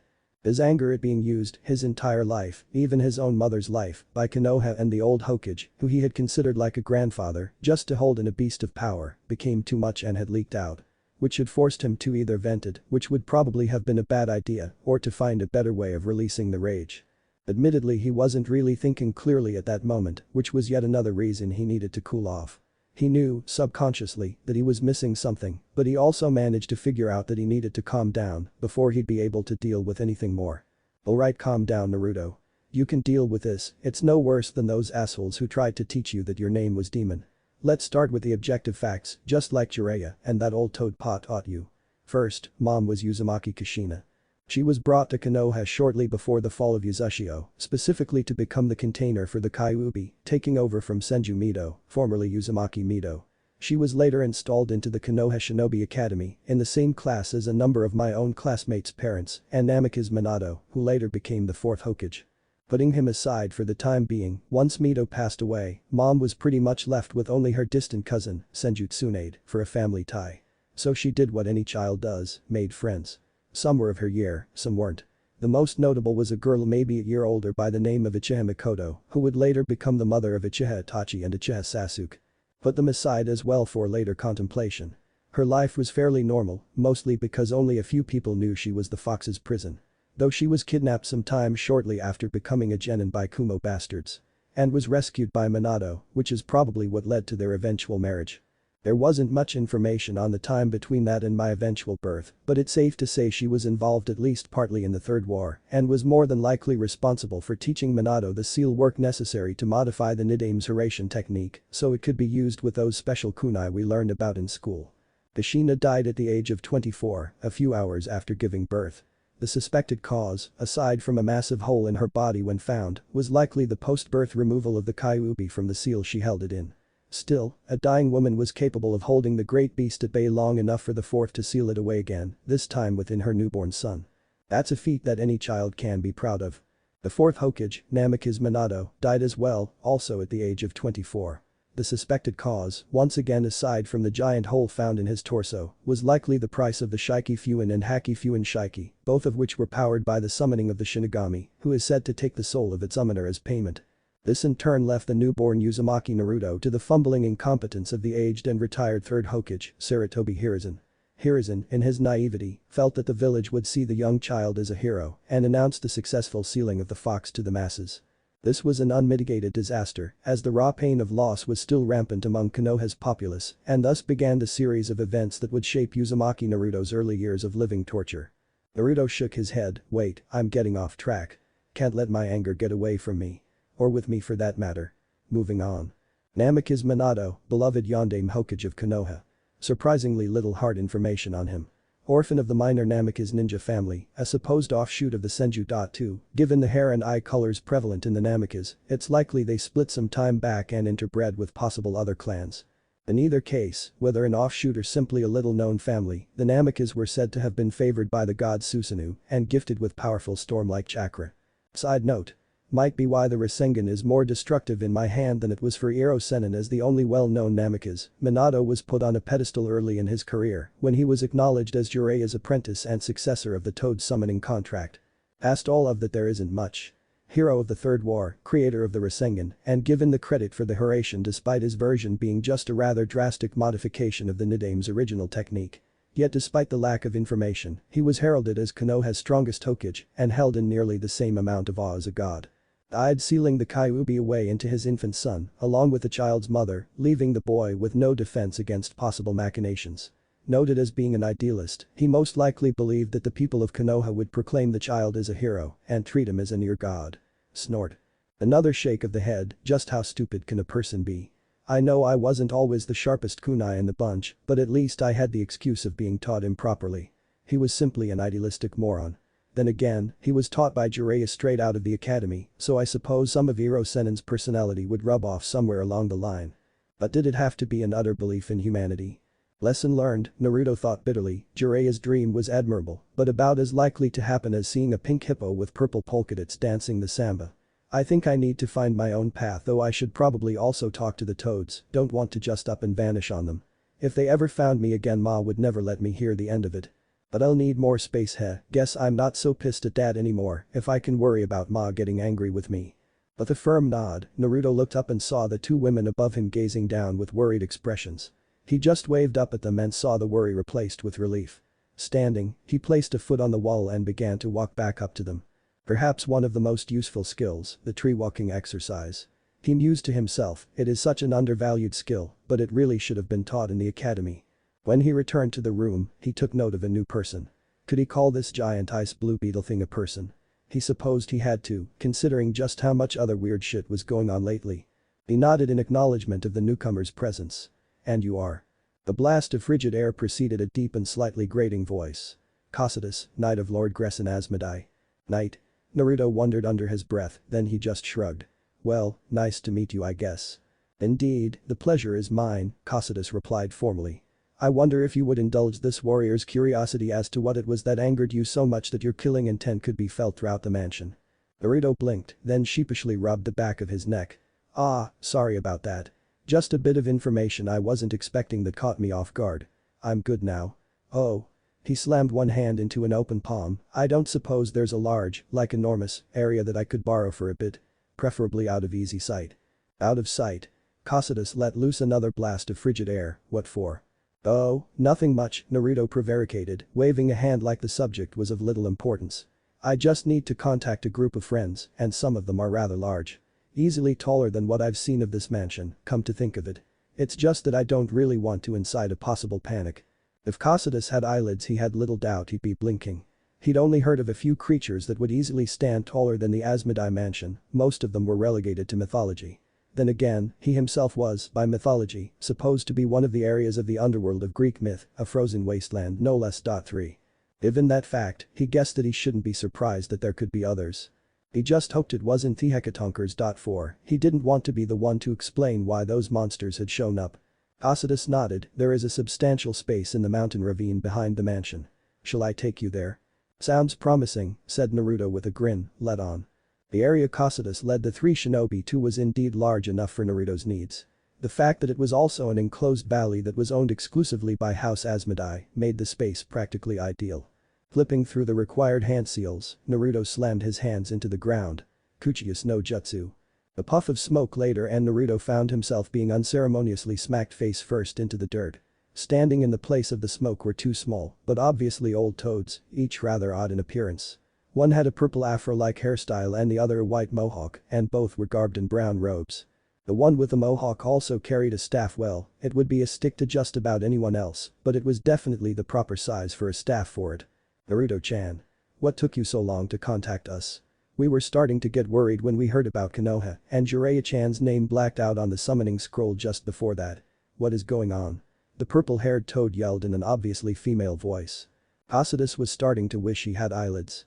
He wanted to make sure this wasn't some kind of illusion. Sorry, Ma, Naruto said, rubbing his head and getting into a cross-legged position, but I've had a heck of a time over the last couple days.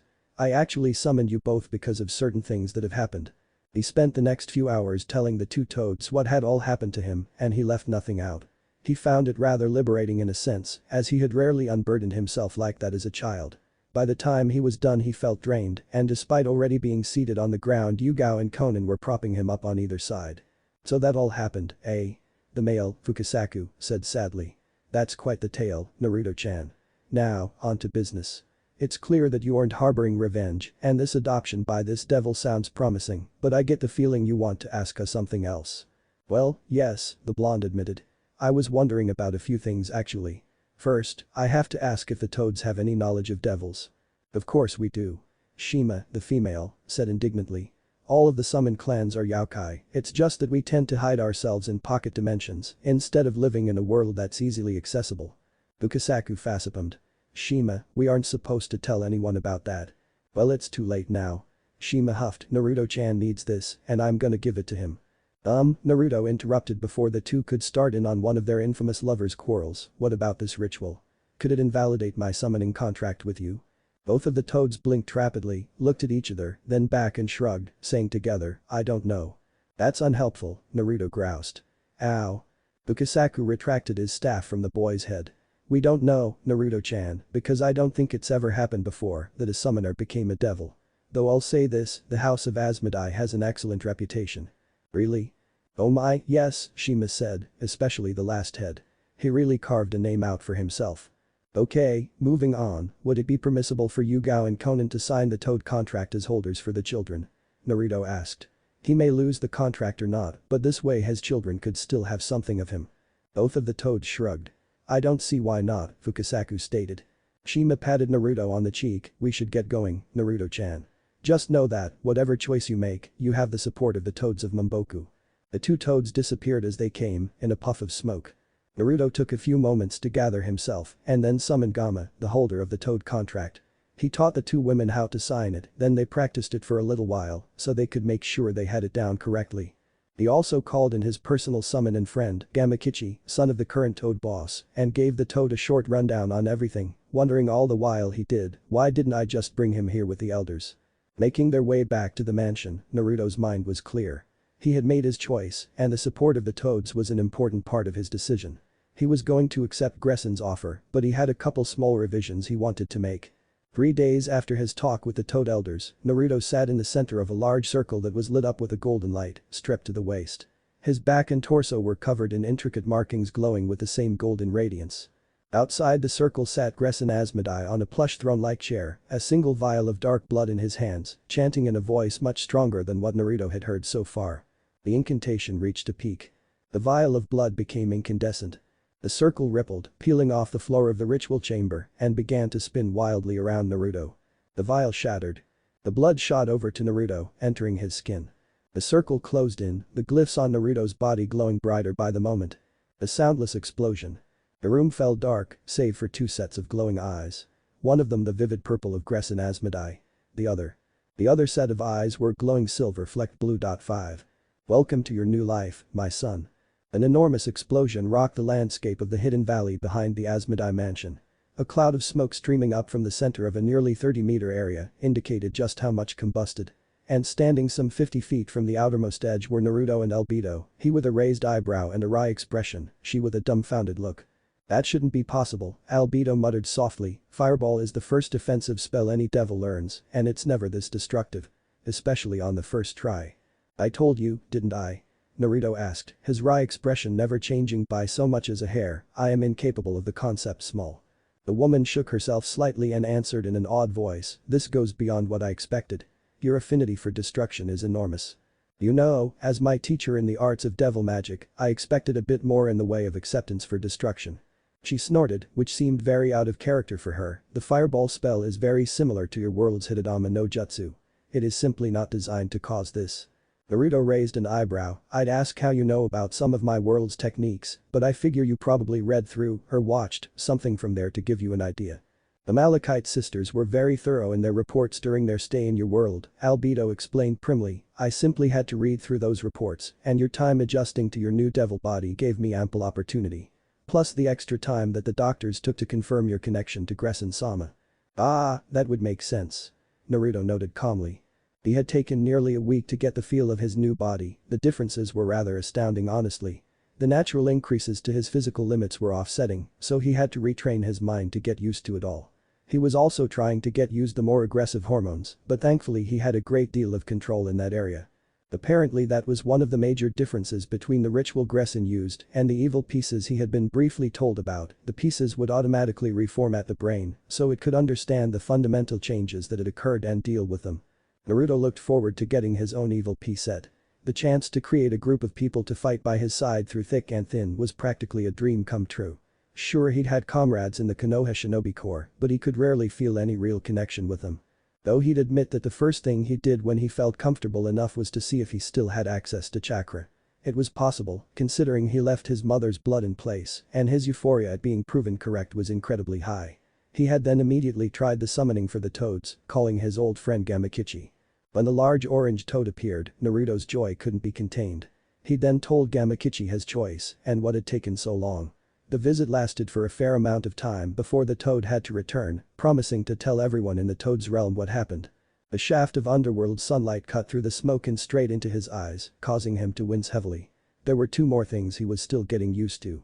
The underworld's day and night cycles were approximately similar to a well-known human world, but the sun down here only really showed for a few hours, and new devils were barely resistant to its strength-sapping effect.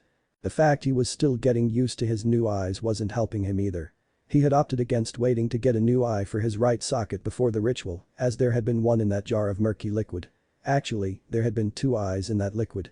His mother's, to be precise. The grayish eyes were labeled as final gifts to him from her, should he ever find himself in need. Then the ritual somehow fused his 2 separate eyes into a matching pair of silver-flecked blue, which were surprisingly not unheard of in the Asmodi family line, allowing for Naruto's admittance to the family lists to go through without issue. Oh, that had not been a fun dance. He'd been poked, prodded, and bled to the veracity of his claim to the Asmodi name as Gressen's son. The doctors came away only slightly disappointed, however, when they had to admit that his blood was indeed that of the Asmodi family head. Their only vindication came when the mother's blood came out as a human's instead of Gressen's lady, Kethri. Instead, the detecting spells created an image of Uzumaki Kushina, to which Gressen had pulled one hell of a con. Gressen Asmodi, the head of the Great Asmodi House, general of the Great War, and one of the oldest living devils, had looked to one side and whistled in an innocent fashion. He admitted nothing, only saying that woman on display was one any man would be happy to have been with. Considering that statement neither confirmed or denied a possible liaison, the doctors could only turn away with mutters of agreement. Even a few of the female doctors there had snuck extra glances at the image of Kushina. Naruto still snickered when he thought about it. He was grateful to Gressen though, for allowing his selfish request to use an extraction of Kushina's DNA in the ritual instead of Kethri's. That genetic extraction was part of what delayed the ritual a few extra days. The implantation of his mother's eye, followed by a distilling of his own blood to separate out his mother's portion, aided by the DNA that was contained in the remaining left eye, and Naruto had been too drained to go through with the ritual any sooner. Naruto-sama. Albedo's voice snapped him out of his thoughts. Now that you are paying attention again, I thought we might try another spell. This time it will be of wind, a simple spell to call a breeze to clear this smoke. This should be quite easy, I believe that wind is supposed to be your primary chakra element. Naruto grunted in affirmative. Wind was his only chakra element. It was the one element that his human parents had shared one, though his mother had apparently also had a minor affinity for water he hadn't gotten. Well, he had gotten a small affinity for yin, but it wasn't something he was very good with. Yin was primarily used in Genjutsu, not exclusively perhaps, but Naruto still sucked at the illusion skill. As a result, he didn't really practice with his yin abilities very much. He followed Albedo's instructions, feeling for his new magic and drawing on it to power his spell. Holding one hand palm out, a small Golden circle formed and spun in front of it. A moment later a torrential blast of wind howled through the valley, blowing out the smoke and uprooting several trees in the process. Albedo stared at the destruction with a blank expression. Slowly she fell to her knees, her hands coming up to cover her face as her shoulders shook. This level of destruction couldn't be merely described as natural talent. The fireball spell, yes. This. Not a chance in any level of hell. This seemed more as if her new prince had called the wind and it had answered like an eager puppy. He can turn a fireball into an inferno, she cried from between her hands, and a simple gust became as a downburst. This. Naruto looked at her worriedly. If Albedo lost it he'd be screwed. Dying or not, he was sure Gressen would leap out of that bed and strangle him to death. The young man was therefore surprised when, instead of breaking down, Albedo jumped up and kissed him. This is wonderful. She exclaimed passionately, with power like yours House Asmodi can hold its head high. Oh, Naruto-sama. This is beyond what anyone could have hoped for. Naruto eyed her strangely. He knew she loved Gressen, so what was with her practically jumping ship to his side?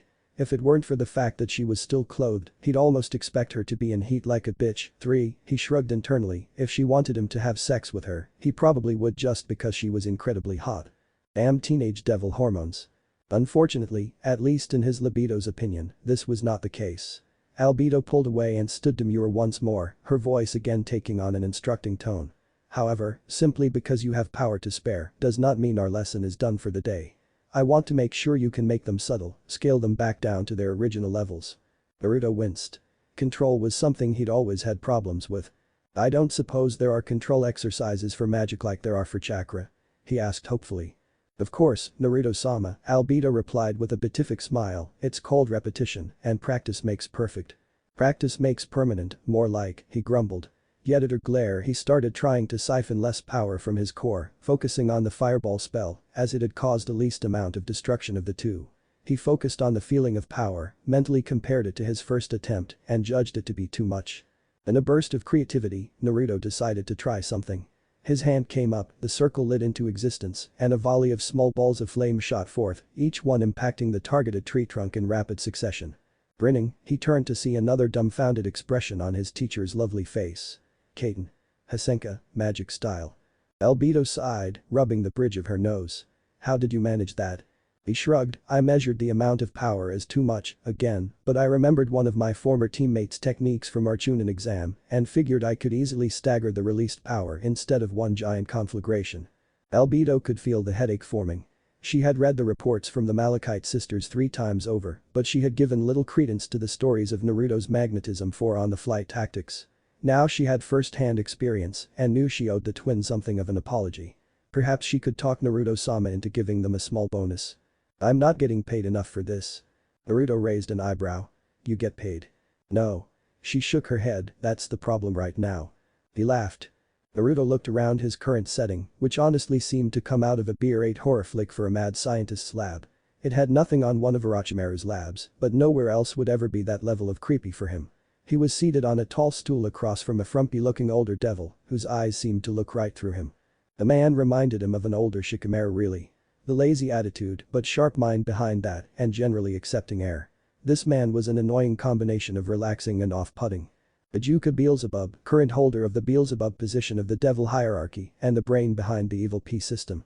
Albedo had decided against explaining the pieces to Naruto and instead dropped him off on the man who designed it and the one who personally made each and every set. And who, undoubtedly, was already aware that Naruto was not Resen's child by birth. If he was as intelligent as Naruto suspected, Ajuka had probably known from the get-go. Ajuka sighed, passing a hand through his messy brown hair. Look, kid Naruto, let's get something straight from the start. I don't care if you're not really Gresen Dono's offspring originally. You are now Naruto Asmodi. As far as I'm concerned, that's all I need to know. Naruto let go of an explosive breath. Okay, I can work with that. The older man chuckled and the tension in the air immediately dropped. Alright, now I just have a bunch of questions that I typically go through. Shall we start? Questions? Your answers are inputted when I create your evil pieces, making them easier to attune to you. Ajuka explained. Naruto blinked. That's great and all, but what the heck do the pieces even do? Albedo refused to try and explain it to me more than she felt she had to. Which basically amounted to differences between the pieces and the ritual father used to make me his son. Ajuka frowned slightly. That's odd, she's usually eager to help her master. He sighed and shrugged. Alright, I'll give you the short version. The evil pieces allow a high-class devil to create what is known as a purage. The pieces are each shaped and named after the pieces in the game of chess. Chess? Naruto interrupted with a curious expression. It's similar to the game of shogi, only fewer pieces and a few different ones. Ajuka explained, instead of the generals you have a queen tell you what, I'll just tell you the names of the pieces using a standard non-magical set. The pawn, Ajuka held up a rather boring and small piece. You get 8 of these, each are worth a single point and a resurrected member doesn't gain much in the way of abilities. The big one, though, is the ability called promotion. This allows them to promote to any other piece except king, either with your permission or in enemy territory. The rook. He held up a castle tower-like item. There are 2 of these. Resurrected members from these gain incredible defense and physical strength, but nothing really in the way of magic. It's worth 5 points. The knight, here he held up a piece shaped like a horse head, again, there are 2 of these. Resurrected members from these gain incredible speed and a body that can withstand the extra forces that such enhanced speed brings to bear. It's worth 3 points. The bishop, this time it was a tall and thin piece that looked like it was wearing a weird hat. Once again, there are 2 of these. Resurrected members from these gain increased magic reserves and somewhat increased spell potency. This is also worth 3 points. The queen.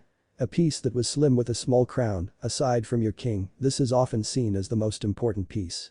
You only get 1, but your queen will gain all the bonuses of the rook, knight and bishop. It's worth 9 points. And finally, the king, this was a larger version of the queen. This is your piece.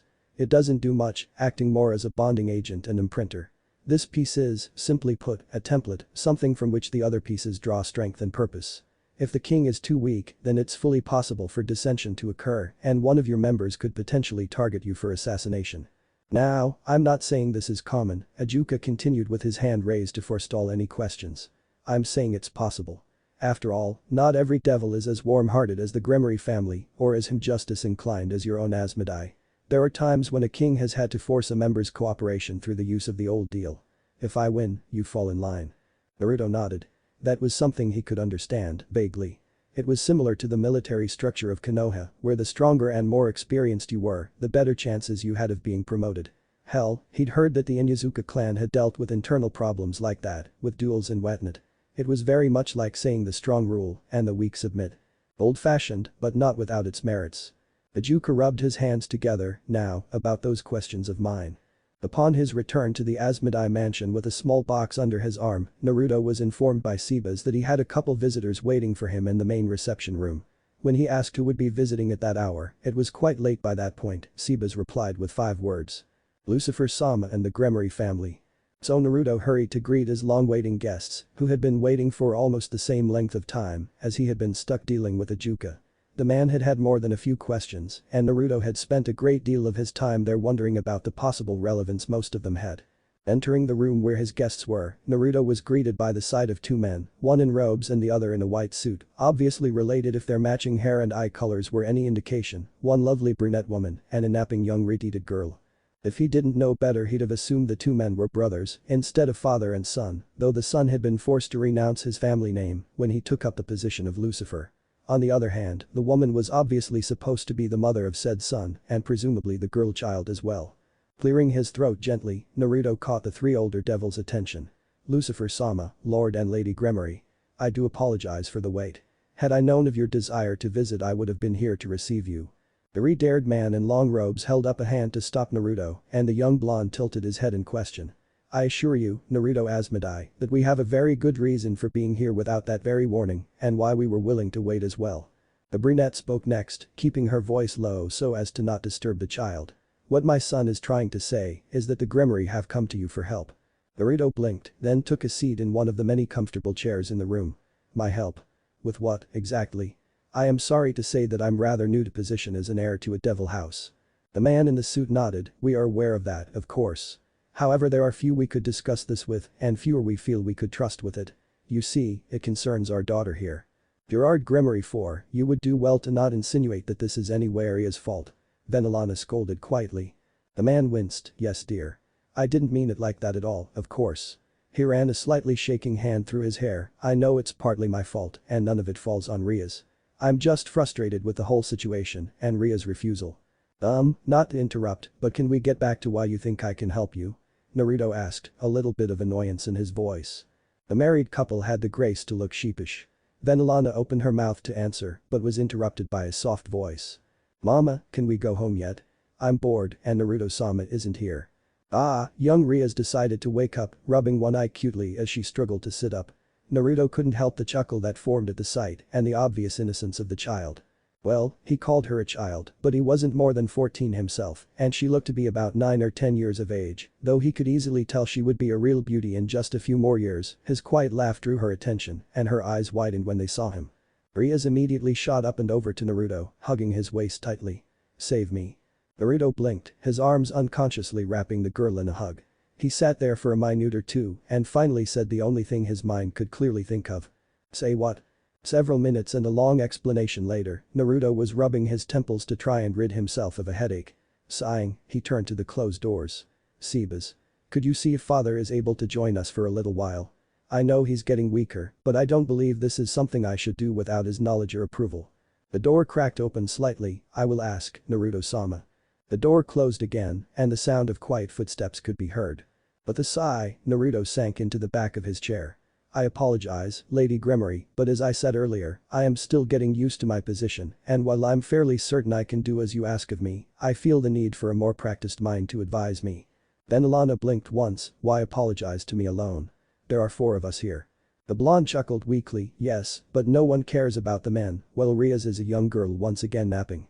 However, it is bad manners to make a lady wait, so my apology goes out to you.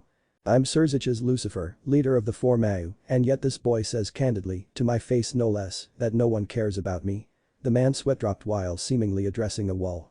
Gerard snickered at his son's grumbling. Don't worry about it, son. I hold the title of Duke and I don't matter either. Then Alana raised one eyebrow and said with amusement, and young Naruto will hold the title of king. I'd think he would outrank you just a little, dear husband. It's one of the reasons we've come after all. How true, young lady, came a rasping voice from the open door. Gresson was brought into the room in a wheelchair by Albedo, and despite his emaciated frame, he managed to give off a presence that easily cowed the other devils. Now, it is rare for my son to ask for my opinion on anything, so perhaps we could get down to business while my strength holds out. Naruto nodded, in short, it seems that Gerard Gremory signed a contract with Rizal Phoenix some time ago that says the heir of Gremory and a scion of Phoenix should be wed to continue the pureblood devil lines. However, he did so without the support of his wife, Venelana, or the agreement of said heir, which would be the child currently sleeping over there. Now, by tradition he has the right to do anything he wishes with the members of his house, but both young Riaz-chan and Venelana-san are violently opposed to the contract. Or at the very least, they highly disapprove of the Phoenix scion that has been chosen.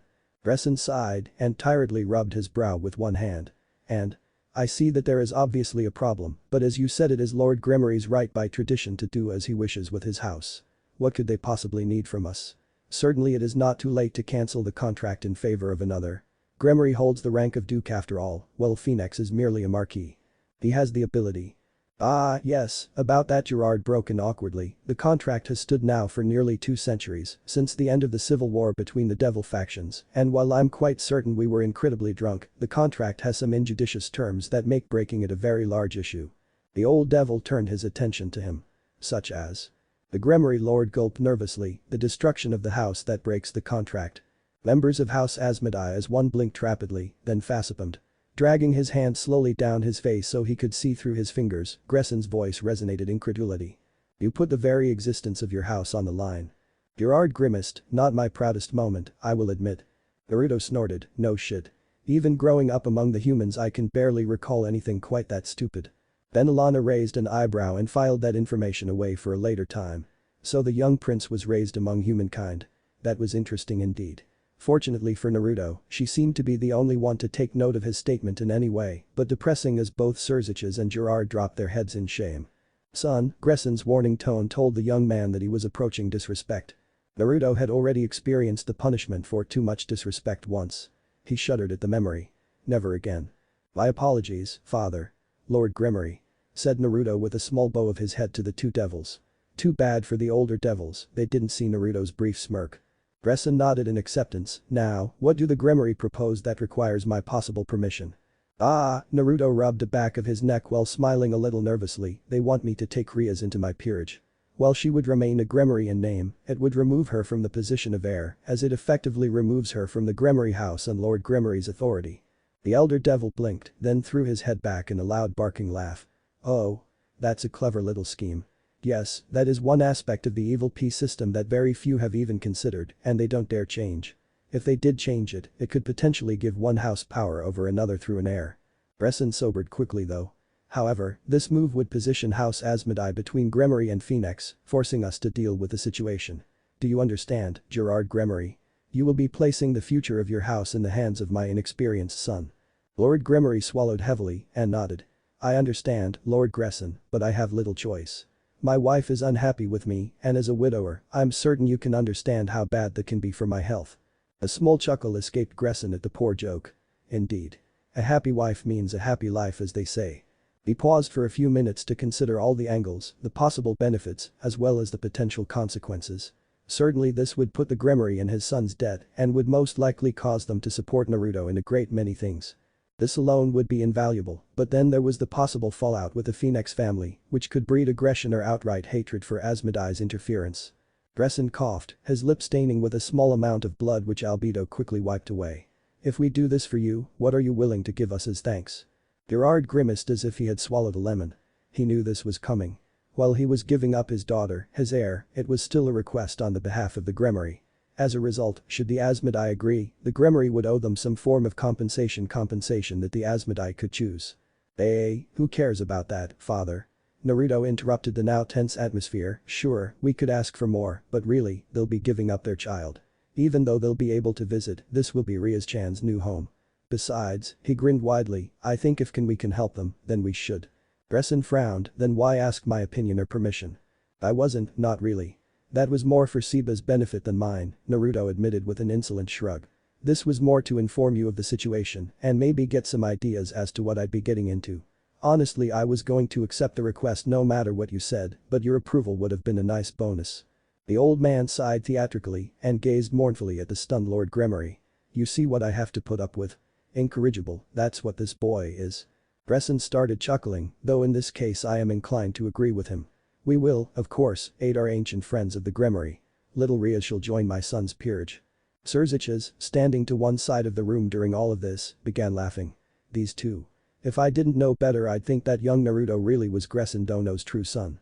They played us from the very beginning. Gresson played the hardliner, while Naruto was the dutiful son to start and is now the insouciant brat.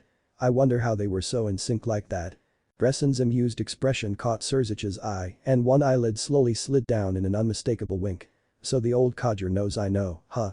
Well done, Gresson Dono. This game goes to you. Then Alana and Gerard finally seemed to catch on that they were being played with and began laughing in relief, and if there was a bit of hysteria mixed in, who could really blame them? And with the laughter, Riaz awoke again, trying to understand just why her parents were laughing like mad people. Then Alana hugged her daughter, they agreed, Riaz-chan. You'll be free of the contract and become part of Naruto-sama's peerage. Ria's eyes widened in delight, yes. She rushed over to Naruto and threw her arms around his middle, I'll be the best queen. You'll see, Naruto-sama. Whoa there, Naruto stopped her, queen. I never said what you'd be. Riaz blinked in confusion, boo but. The queen is perfect for me. I'm the heiress of my house, a princess. What else could I be? The blonde shrugged, I dunno, but those points aren't enough to be a queen in my opinion. Well child, what are you good at? Gresson asked gently. Riaz swiveled her head to see the old man. Hello. Who are you? I'm Riaz Gremory. And I like an I'm. Gresson chuckled, I'm Lord Gresson Asmodi, Naruto's father. I'm very pleased to meet you, Riaz-chan. Now, my question. The girl blinked again and said uncertainly, oh. I have the power of destruction. Is that what you mean? Power of destruction? Naruto asked, confused about the term. The name itself was fairly obvious, but what made it special? Ah, the Bale family possesses an ability that allows them to destroy pretty much anything at the atomic level, Gresson explained with a wave of his hand. It's fairly impressive to see, but useless if it doesn't hit its target. It is rather slow, but I suppose it would hit anything shy of the average chunin of your world pretty easily. Ah, so she's a magic type. Naruto guessed, looking toward the girl's family for confirmation. Then Alana nodded, yes, she has proven to have an aptitude for the magical arts, so she has been training as a wizard-class combatant. Then I'd think that Bishop would probably suit her better, the boy said, one hand stroking a box by his side in an unconscious gesture. Surziches chuckled, yes, but it's fairly common to use the queen first. After all, they are the ones that are your second in command, and if they've been with you long they tend to get a bit more respect from the others. The mag shrugged, or at least, that's what most young devils these days think. I know I didn't get my own queen until about 200 years ago, but she was a stubborn one. I'll be sure to tell Grafia you said that, Surziches. Then Alana said with a mischievous smile. However, we are forgetting something, Gerard. Her husband grimaced again, I was hoping you wouldn't bring that up yet. Bring what up? Gresson asked. Ah, as thanks for your help we were going to hand over a bit of our territory in the nearby human world, Gerard said with a sheepish expression. I was going to mention it on our way out. Naruto raised an eyebrow. One little prank just to feel like you one-upped us, huh? Something like that. Meh, it would have been a good one, Naruto admitted. By the way son, Gresson started, his voice beginning to grow weak, I assume that your pieces are in that box. Did you get anything interesting? Naruto shrugged, you mean any of those mutated pieces you mentioned before I left? Gresson nodded, nah, not really. Well, nothing big, rather, Naruto said, just a minor enhancement to a rook and one pawn. Barely a single point of value more in both cases. Ah, Gresson sounded satisfied. The boy was his son now, but he didn't want the kid to have too easy a time of things. Now, I am tired and require rest. But that albedo carefully wheeled her lord out of the room. The others each gave a small bow of respect and waited a few moments in slightly awkward silence. Naruto popped open the box holding his evil pieces, drawing out a beautifully crafted bishop. Well, shall we get this done with? Then we can all copy my father and head to our beds. Then Alana gaped at his pieces. They looked to be from some kind of fantasy set 6, the pawns were all shaped like dragons, the rooks were towers on mountainsides, the knights were rearing unicorns, the bishops were proud wizards, and the queen looked like a regal miniature of the real thing. The brunette drew a shaky breath. I thought you said you didn't get anything big. Naruto gave her a deadpan stare. I didn't. Father asked about mutations. Those aren't mutations. To the best of her knowledge the evil pieces only looked like transparent red versions of a standard chess set. Well, these were still transparent and red, but the shapes were breathtaking in their detail. The blonde shrugged. Not really. As far as Ajuka-sama could tell, aside from the shapes, there's nothing special about these. Unless the special properties are hidden just that well or he didn't want to tell me of course. Of course, she responded faintly. Now she really needed to go home and sleep. Today had been too much. For a second time that month, Naruto was in the heart of the Asmodi ritual chamber. This time he was alone and stripped to the waist, the seal on his stomach clearly visible. Grumbling to himself about something not being fair, he closed his eyes and steadied his breathing. He sought his center, the entrance to his mindscape where he had previously conversed with a being called Kyuubi. Opening his eyes, he was greeted with the sight of a dimly lit sewer. A grimace crossed his face, I know that I didn't have the best education, but this is still depressing. You're telling me, a heavy voice came from behind him. Turning, Naruto saw the great fox at rest behind a large cage, head on paws. I assume you've heard everything so far. Heard most of it, still having trouble believing it all though, the fox admitted. Devils, a new life for you, kids on the way from your human life, and now you have the former heiress of another devil family as your servant. Naruto nodded and with a twist of his will formed a chair to sit down on. Yeah. Wouldn't have believed it either if I haven't been living in it. And apparently, at least according to Demiurge, it's at least partly because of that thing. He gestured to an object embedded into the wall to his right. A small statue of an incredibly fat person made of gold sat in a small alcove, giving off a feeling of incredible luck. A random sacred gear that apparently gifted its bearer with incredible luck in gambling, whether monetary or otherwise. Considering some of the gambles Naruto had taken in more than a few of his fights, he was glad to have it with him. The fox snorted, Dakoku's blessing. 5, a pretentious name to be sure, but it ain't wrong. Never thought I'd actually see one of those stupid sacred gears that biblical bastard created. And in my own host no less. Naruto chuckled, getting the fox's attention. Hey, Kurama, remember when we used to rant at each other? We just couldn't get along. At least until I asked if you had a name besides Kyuubi. They both had a chuckle at that. As Kurama thought back to that day, shortly after the training trip with the boys' teacher started actually, Naruto thought about what he had told Yugao and Konan the previous month. He had lied to them. Though he did indeed get vague feelings from Kurama most of the time, he'd actually become great friends with the fox during those conversations they'd had. And though Naruto felt a little guilty, the remembered look of panic on Yugao's face put a small frown on his own. Kurama had a bad rap from the attack he did on Konoha all those years ago, but it honestly wasn't his fault. The trouble is in convincing others of that fact. So what brings you here today, Naruto? The fox asked, genuinely curious. Albedo finally told me what that damned bat Riaz has is about, Naruto groused. He had seen the little ball of fur and wings with eyes commonly flying around the mansion and had wondered just what purpose it served. It's called a familiar and apparently is much like a magical pet that does things for you. The whole range of things from being a companion to handing out those stupid flyers that allow humans to form contracts with us devils. And? Kurama wasn't sure he liked where this was going. I was wondering, the boy began, hope in his voice, if you might be willing to become my familiar. It would probably get you out of this seal without killing me and allow you to get back into the sunlight and wind you love so much. The fox sat there for a few minutes, obviously thinking things over, before saying in a tone that brooked no opposition, I'll tell you now, brat, I won't be handing out those summoning flyers of yours. Naruto shrugged and waved the comment aside. That's fine. I got an idea to handle that shit. All you have to do is stand around and look badass. Maybe scare the shit out of some people, possibly eat the occasional asshole. Can you do that? Kurama blinked in confusion. Yeah sure. Awesome. Naruto cheered, pumping his fist in triumph. Just what did you have in mind for those flyers though? Kurama asked curiously. That. I'm gonna take a leaf out of Ajuka Beelzebub's book, the boy said blithely, as if it was of no real importance. You see, I managed to wheedle out of him that he gets all of his contracts done by designing and releasing videogames for humans.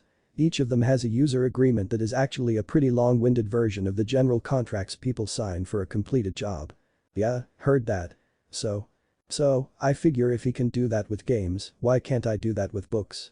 Merely attach a kind of waiver stating that the buyer will not hold anything in the book against me, or something like that. The fox blinked several times, then a vicious grin split his lips.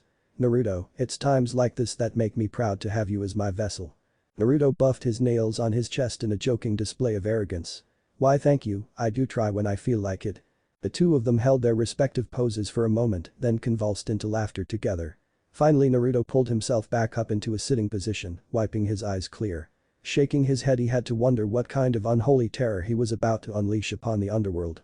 Alright, enough lazing around, the blonde said, his mirth still clearly evident in his voice. I got the spell from Albedo and double-checked it with Demiurge and Sebas to make sure I had it right, so I'll see you on the outside soon enough. Izuki Yugao, former cat mask member of Konoha's Anbu Corps and currently expectant mother, would admit that her day had been pretty good. While it had been a few weeks since Naruto had decided to become a devil, the ritualistically fused blood of Gress and Asmodi causing his human blood to go dormant, neither Yugao nor her counterpart, Konan of Aim, had really had anything to do except keep their skills as sharp as they could. Considering both of them were doing their level best not to chance a miscarriage, the two women had settled for light contact sparring and chakra exercises for the last few weeks to at least keep their bodies in shape. The day had been especially peaceful though. Naruto hadn't caused wanton destruction by accident, Yugao had actually gotten the better of Konan in their spar, and she had just finished an incredibly relaxing bath in the mansion's one divergence from the otherwise European-style design. Oh, that large indoor bath was heavenly. Yugao absolutely loved it. However, all of her contentment and relaxed state went out the window when she returned to the room she shared with Conan and sometimes Naruto, who had become much like a giant teddy bear for the two women, only to see a very large red-furred fox-like creature napping on one of the couches. Conan wasn't there, but this giant animal, which looked to be about the size of a large pony and looked vaguely familiar, was just laying there. Sleeping. However, a memory from when she was only 10 years old surfaced and she immediately began comparing this creature to that memory. It was something she doubted would ever leave her, if only for the fact that it had been etched in through an intense fear. Tail. 9 of them ears. Long and floppy like a rabbit's opposable thumbs on the front paws, long black stripes around the eyes that looked to reach into the ears. The large fox opened one eye at the sudden draft, then raised its head to look at her fully. Red eyes met brown, and in that moment Yugao knew exactly what Naruto had been up to that day. Uzumaki Naruto Asmodi, you have so much to explaining to do, she muttered under her breath. The fox sweat dropped, rose with a stretch, and slipped out of the room past the quietly fuming woman in search of a peaceful spot to resume his nap. I am not dealing with hormonal human women. Mito and Kushina were more than enough, thank you very much. Kurama muttered as he stalked away. Hold it right there. Remarkably, the fox actually stopped, spine rigid as its head turned back to see the pissed-off woman. With a quiet gulp, Kurama swiveled his entire body back to face her and dropped to his haunches, his 9 tails waving lazily behind him. Yes? He asked calmly. Yugao glowered at him, aren't you supposed to be bigger? Kurama raised an eyebrow, looking both ridiculous and pitying at the same time. Woman, are you aware of just what it means to be a kitsune? No. He snorted, his expression changing to that of a teacher whose student was failing. It means that I have an innate gift for transformations, illusions, cunning, stealth, and a couple random things my creator thought would be entertaining. In this case, let us focus on the transformation aspect of my previous sentence. Her eyes widened, this a hinge. Another snort, not as you humans practice it, of course, but essentially, yes. He rose again and turned to continue on his way. Now, if you don't mind, I'm going to find a nice quiet place and resume my nap. Ah, sure, Yugao said, her mind racing, and she could feel the headache forming. Quietly she entered her room and proceeded to the bed. She had quite suddenly discovered a desire to sleep away the madness of the past few minutes. Either that or strangle Naruto, but she didn't want to die just for the satisfaction of wringing his neck. Naruto did his level best to stifle a sigh. For a third time he sat shirtless inside the ritual chamber below the Asmodi mansion. This was getting to be staple of his life lately. Why was there so much that revolved around this one damned room? However, unlike the previous 2 times, he was not alone inside the circle. Sitting across from him, also without a shirt, was his new father, Grieving Asmodi. The withered and emaciated old devil was focusing heavily, eyes closed in concentration, forcing his breathing to remain, even as he didn't dare to screw up at this point. Gresson's eyes snapped open and met Naruto's silver blue orbs. Naruto, this is the final thing I have to give you before my time runs out. The voice was strong, the bearing regal despite the thin form. The old man reached his right hand into his very chest, removing something that looked more like a pulsating gold orb than the heart that Naruto honestly expected. This is the Asmodi family magic, Gresson said, his tone not inviting any form of question. Unlike certain other families, such as the Baal and their power of destruction, where the power is genetic and passed down through the bloodline, the Asmodi concentrate each generation's power and hand that down to the heir. While multiple children can be born with it, only the heir, the one who becomes the head, can actually wield the full power that our family is known for. Generation after generation, parent to child, regardless of gender, the power is accumulated and stored and added to each new heir. This is the ultimate secret of our family, the elder devil continued, this is how we remain and grow more powerful every generation. Each of the heads literally carries all the power of their predecessors. And each adds their own to it when they pass it on. Naruto eyed the glowing ball of golden light warily. The thing was nearly the size of his head. Just how many other heads had there been? How much power was concentrated into that one ball? In fact, it seemed as though Gresson had stopped for a moment and Naruto seized the opportunity. And what is it? Gresson smiled grimly, it has been called many things over the millennia, God's word, the truth, and many other things that are quite simply incorrect. The true magic of my family, our family, is the power of domination. The blonde raised an eyebrow at that, domination. Yes, a firm nod accompanied this simple statement. Though it is not as all-encompassing as it may sound, Gresson admitted grudgingly. Each of us can learn to dominate one particular facet, just a single area. For example, I became known for my ability to dominate death. Naruto's other brow flew to join the first, he could clearly hear the quotations around it, but still wah. Gresson chuckled, it is the primary reason I am still alive, Naruto. I dominated the specter of death that hung over me and made a deal to give me just enough time to get you ready for this. I will most likely not live to see the morrow's dawn." The boy took a few calming breaths, then said, "Okay. You say that each one is different. Like how?" His new father nodded in satisfaction. It was a fair question. Each of us gains domination over a particular facet of the world at large. My own predecessor, my mother if you're curious, held the power to dominate blood. Which for her meant that she could control anyone of her own bloodline. Very useful at the time as she had to ram her ascension to family head down some very unwilling throats. Naruto grinned, "Sounds like a woman I would have liked." Then his face went serious again. "Is there any way to guess what I'm likely to get?" Bresson shook his head a little. "I'm sorry son. The power itself seems to determine what you most need. I was involved in a few wars, so being able to technically force death away from my allies was beyond price. It didn't always work the way I thought it would though," the old man cautioned. "There were many friends I couldn't help more than to give them a chance to set a few affairs in order. The degree of injury was directly proportional to my ability. In my case, I'm not injured, I'm just old." Naruto was about to ask something else when Bresson coughed heavily and held up his free hand for silence. The blonde nodded, now was not the time. "Most of what you'll need to learn about the history of this power is in the library," Bresson said as soon as he had caught his breath. "Now take it, my son, and let no one ever stand against you. If they try, knock them down and continue over their cold corpse." Naruto nodded firmly and reached out. Taking the large orb of power in his hand he felt something probing his mind, his heart, and even his soul. It wasn't invasive though, rather it felt like a new friend trying to get to know him. Without further pause, Naruto slowly began pushing the sphere into his own chest and a feeling of warmth suffused him. His eyes closed to revel in the feeling, almost like a piece of him had been missing and was now returning to him. When he was done, when the last of the glowing ball had disappeared, the circles on the floor darkened and Grieving and Asmodi fell to one side. The sound of the old devil's body hitting the floor brought Naruto out of his peaceful moment and he rushed to his devil father's side. Quickly Naruto called for help and Albedo came running. Together the two of them got Grieving into bed and sat on opposite sides. Naruto would admit that he hadn't known the old man for very long, barely a month, but he already felt like more of a father to him than the nebulous human man who had actually sired him. And losing that new father now, Naruto felt the loss keenly. If only I'd had more time to know him. He felt a small tickle-like sensation around his heart but shrugged it off. Weird shit was always happening to him lately. The passing of Grieving Asmodi, the Momonga of the widely recognized Ain Zulgaon military company and head of the Asmodi family of the 72 Pillars, was heralded by an underworld-wide wake.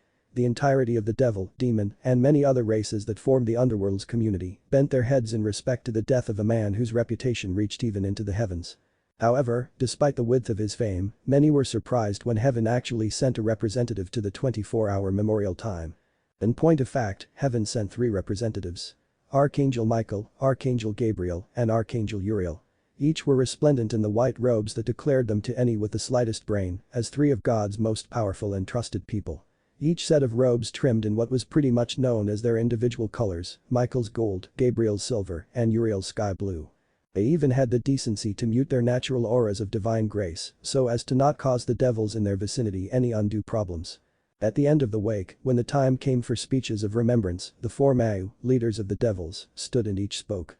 Surzich's Lucifer gave a stirring story about his time working with Grieving in the war, Ajuka Beelzebub told of learning science at the deceased's hand. Seraphol Leviathan spoke of how he gave her the confidence to even join the war and later to pick herself back up after it was over, and Falbium Asmodia spoke of how much he had learned of strategy from him. Following them came the 3 angels, each with a different outlook on one of the few elder devils to gain heaven's respect. Michael told of Grieving's unwavering determination even in the face of terrible odds, a mutter of 3 to 7 being not quite low enough. Uriel said little, other than a short tale of just how Grieving had earned his respect. And Gabriel, the only female angel that many of the devils could actually name, told of Grieving's utter conviction in making sure every soldier under his command came home.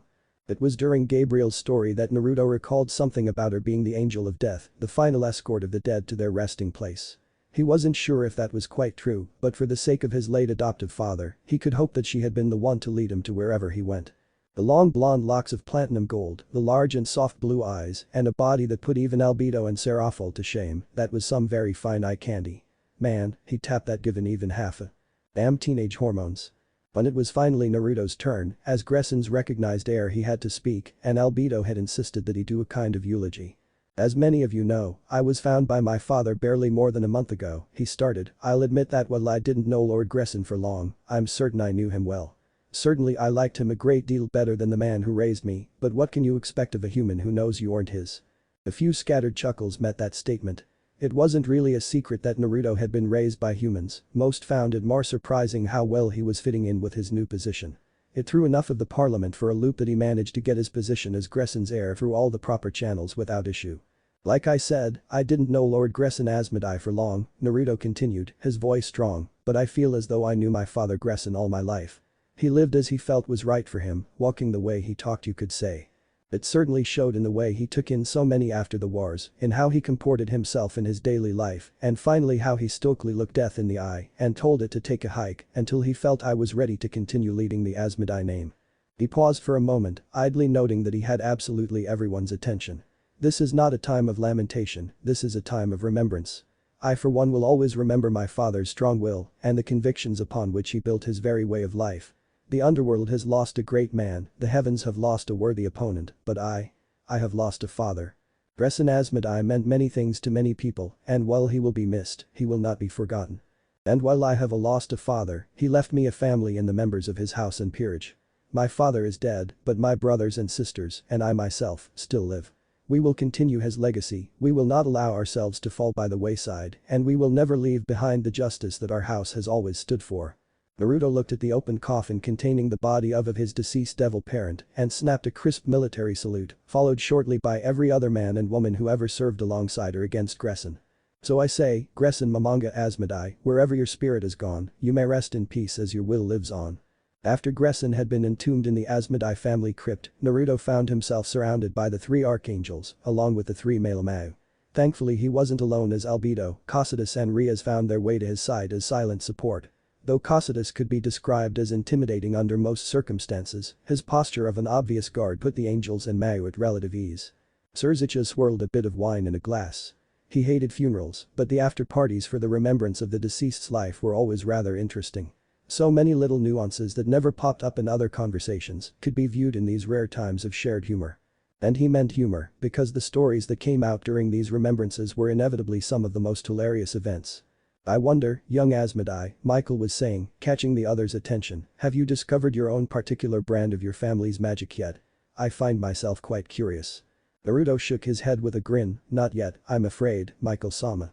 The power itself barely awoke a few days ago, so I haven't really had the time to try it and see what I have.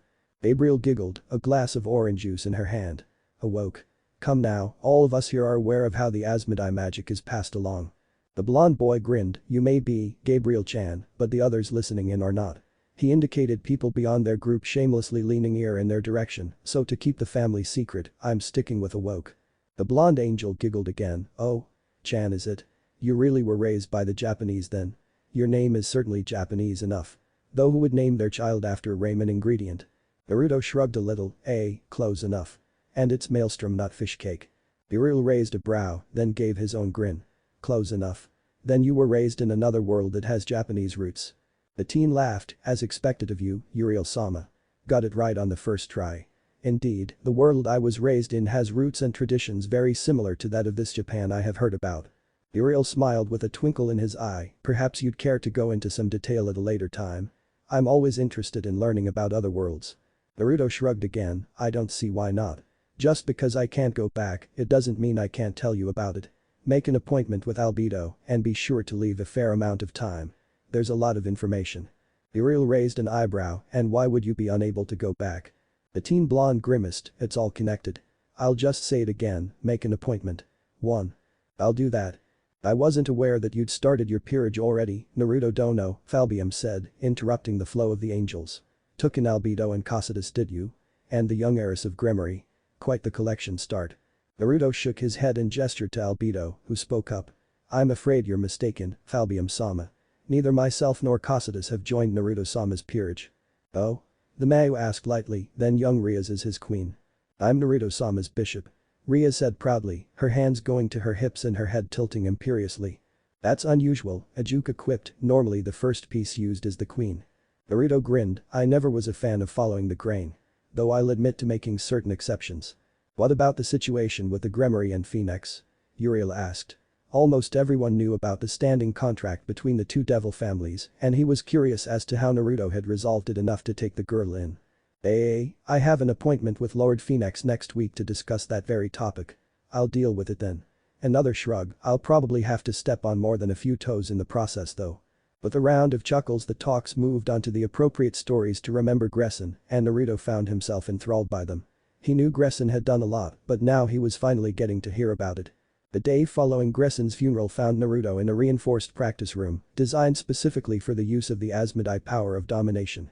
He couldn't help but wonder why other brands of magic or physical exercises couldn't also be done in there, but figured it had to do with the odd markings all over the walls, floor, and ceiling. Hell, they even ran over the inside of the door. Which made perfect sense in hindsight, as it didn't make for a safe practice room if the power could just get out through the door. Naruto was sweating heavily, having failed drastically to access the power Gresson had given him. It wasn't as if he couldn't feel it, more like it was playing with him, trying to gauge his reaction to being denied. It was, putting it lightly, infuriating. Dropping heavily into a cross-legged position, Naruto growled in frustration. He didn't understand, it was just power, wasn't it? It couldn't really have a will of its own. Could it? In desperation he figured trying to talk with it couldn't hurt. He focused on the power he could feel within him and thought hard at it. I don't have time to be playing. I don't have enough time to learn everything I need. I just don't have time. I need what you can give me, and I need it now. Not tomorrow, not next week, now. He could feel something resembling startlement come from the power, swiftly followed by curiosity. Then, as if to mock him, he swore it responded to him in a childlike innocence. Time? Then give you time. Give you all of time. Time will be yours to play with, then you can play with us. Naruto blinked. Talking to it had worked. Wait, what did it mean? What do you mean, give me time? We give you time to rule, then you play with us. We will allow you to dominate time. Dominate time? Yes. Then you play with us. Naruto could feel a headache forming. Was this how Ruka-sensei felt all those years ago? If so, he owed the man a serious apology if they ever met again. Play? Yes. Play. You use power. Using the power we give you means you use us, and that is how we play. He felt his eyebrow twitching. So to use his power he had to play with it. Groaning, he rubbed his temples, the headache now fully formed. Fucking apology, he owed Ruka-sensei a keg of ale. Then he asked possibly the most important question. So how do I play with you? He felt the power's joy. We show you. Sales of Uricha-2 books are up almost 90%. An enthusiastic man in a grey suit said from behind a desk. The public loves them. They're especially popular among young couples and newlyweds who have written in saying that their love lives are even better now since reading even just one. The publishing industry is clamoring for more. Even the ones overseas that we're getting to translate want to get in on the ground floor of this series. Naruto stifled a groan, his headache from the day before returning with a vengeance. He had finally gotten his power to play with him and had discovered that it spoke literally. He developed the ability to dominate time by causing it to stop within a certain area or focused on a single person. There were a couple huge downsides, though, the most notable being the enormous drain on his reserves the longer he held it active. But it was a point like this that he wished he could speed things up. Wait, why couldn't he? It fell in the realm of time, so he should be able to do it, right? Better not test that theory right now. The human might get suspicious if his speech ended too quickly. Naruto noticed the man looking at him expectantly. Oh, he was already done. He cleared his throat to cover up that he hadn't really been paying attention. I'll think about it, Naruto said, using a simple blanket term to cover himself. How about the release forms? They are being signed with each single book, right? I don't need anyone coming after me for some kind of idea that these books are merely demeaning women. Release forms. Yeah, right. They were, in actuality, a convoluted runaround that acted as a pre-contract. Considering none of the books had been returned yet or given away to used bookstores, the hidden contracts remained valid and Naruto collected energy from the human's lustful desires whenever another book was purchased. Yes, I meant to talk to you about that, the publisher looked nervous, are they really necessary? I mean, everyone loves your work, even if you are going under another name, why would you need such a thing? Naruto waved his hand in the air and smiled disarmingly, don't worry about it, Mr. Publisher. It's just my paranoia acting up and making me protect myself from any potential fallout. It is a fickle business, after all. Mr. Publisher chuckled. Alright, but are you sure you need them for that first book of yours? The Tale of a Gutsy Ninja is a bestseller, you know. And there isn't really anything offensive in it. Another wave of Naruto's hand met the question. Don't mind it, please. That one's more of a disclaimer, letting people know I'm not collecting the money for that one. The man blinked in surprise. You're not? Then where's the money for those sales going? Naruto chuckled, straight into world relief projects. It was my godfather's dream to help bring peace to the world, so I figured that putting the profits from his first work to that goal would be appropriate. The man smiled, how magnanimous of him. I take it he was an idealist. Of a sort, Naruto admitted, but by the time he had finished the first book, he'd become somewhat resigned, I guess is the best term, to what he perceived as humanity's foolishness. Humanity's foolishness. All the wars, fighting over things that really won't last, religion, the almost intrinsic need to be seen as better or more successful than others, being unwilling to help others simply because they don't look right or aren't what we want them to be. Naruto shrugged, it's all fairly stupid if you think about it. Yet humanity persists with these and more. Mr. Publisher looked more than a little uncomfortable at the topic and tugged at his collar. Ah, yes, I see your point. Moving along, I assume you're here to submit the next installment. Naruto smiled, pulling a volume from an inside pocket of his own dark blue suit. Jiraiya would be so proud that his work was such a popular item in this world. Naruto just dreaded the time when he'd probably be forced into writing the next book just to keep things rolling. Naruto-sama, how exactly do you plan to fill your peerage if you don't look for suitable members? Albedo asked as they were finishing up one of his lessons in magic. He grinned in response, I'm taking a leaf out of father's book. You remember of course how he sent the Malachite sisters to find the best possible heir they could. Albedo nodded, of course she remembered. What did that have to do with anything though? The live set Yugao, Conan, and Kurama to watching through a kind of viewing portal for appropriate members that can be found in other worlds. Oh. She blinked in shock. Why hadn't any other devil thought of doing this before? When she asked this question, Naruto chuckled. Probably because we don't belong there, those other worlds reject us after a while, he explained. It is only because of the magic of this world, the rules so to speak, that I can stay here. Since father made me his son through a ritual, which gave me a kind of citizenship here, I wouldn't be rejected now. But in those other worlds, I would be a transient visitor at best, and overtly interfering is likely to piss off the rules there. Those rules then force us out of that other realm and back to where we belong. But no such problem exists with the nearby human world. She protested. He nodded, yeah, that's because it is bound up in the same realm and rules as this underworld. So there is no rejection. Albedo had swirls in her eyes as she tried to understand, and failed. This caused Naruto to chuckle and pat her head lightly, which elicited a small blush from her. He was her new master, and Albedo was already seeing him in that light. Some of the others, most notably Sheltier, were going to take more time to get used to him, but Albedo would do her duty, such as she saw it. Don't worry your pretty little head about it, Albedo, Naruto smiled widely at her, forcing his eyes closed. It's complicated. Just trust me when I say that I doubt heavily that I would be able to visit any particular world more than once for a short period. Yes, Naruto-sama. Sit around and look badass, he said. Kurama grumbled as he watched images of different worlds fly across the pane of a floating mirror. Maybe scare the shit out of some people, he said. Ha. Then why am I doing this? Oh be quiet, Kurama, Yugao stated irritatedly, I don't really want to do this either, but this belly of mine is starting to get in my way. It's not supposed to be this big yet. I'm barely more than 2 months along. Conan snickered from her position beside the proplet, hey, I'm almost twice as big as you are, and you don't hear me complaining. At least we're doing something, instead of just being lazy. Do either of you actually know how he's got his fingers in so many worlds? Yugao asked, changing the topic, the air quotes easily heard. Kurama nodded with a grin, the sight of his sharp teeth, sending a shiver up the women's spines. He sealed each of his evil pieces into individual summoning flyers, each one set to activate only under certain conditions, and then threw them out into a dimension-crossing spell. The spell itself was set to randomize the location for each of the summon packs, so there isn't likely to be any overlap. The two women nodded, both with looks of understanding. It was basically Naruto doing something rash and foolish again, sending out uncontrolled random deals. At least each of them was sent to a different world, that way there was no possibility of two former enemies being brought in as his peerage members. Kurama's eyes lit up in glee, oh, it seems we have our first one. Kurama, just what are the conditions that he set those flyers for? Yugao asked as her attention was captured by the image in the mirror zeroing in on one particular window. Kurama's grin darkened with a hint of evil respect, death and despair. 3. She didn't understand what was going or why it was happening. She had served faithfully, hadn't she? She had fought with all she had and had just found the strength to fight on when her lord had appeared in front of her and almost cut her in half, leaving her to fall to the ground from several hundred feet in the air. Her mind flashed through what she could remember of her life as she lay upon concrete. Her first real memory being that of a ravenous hunger. A hunger for souls, preferably the souls of the still living. A hunger that she had sated at every turn, the souls devoured, giving her more power with each one she ate. Then came a moment when her hunger abated, allowing her to think clearly for the first time, and she wondered just what the point of it all was.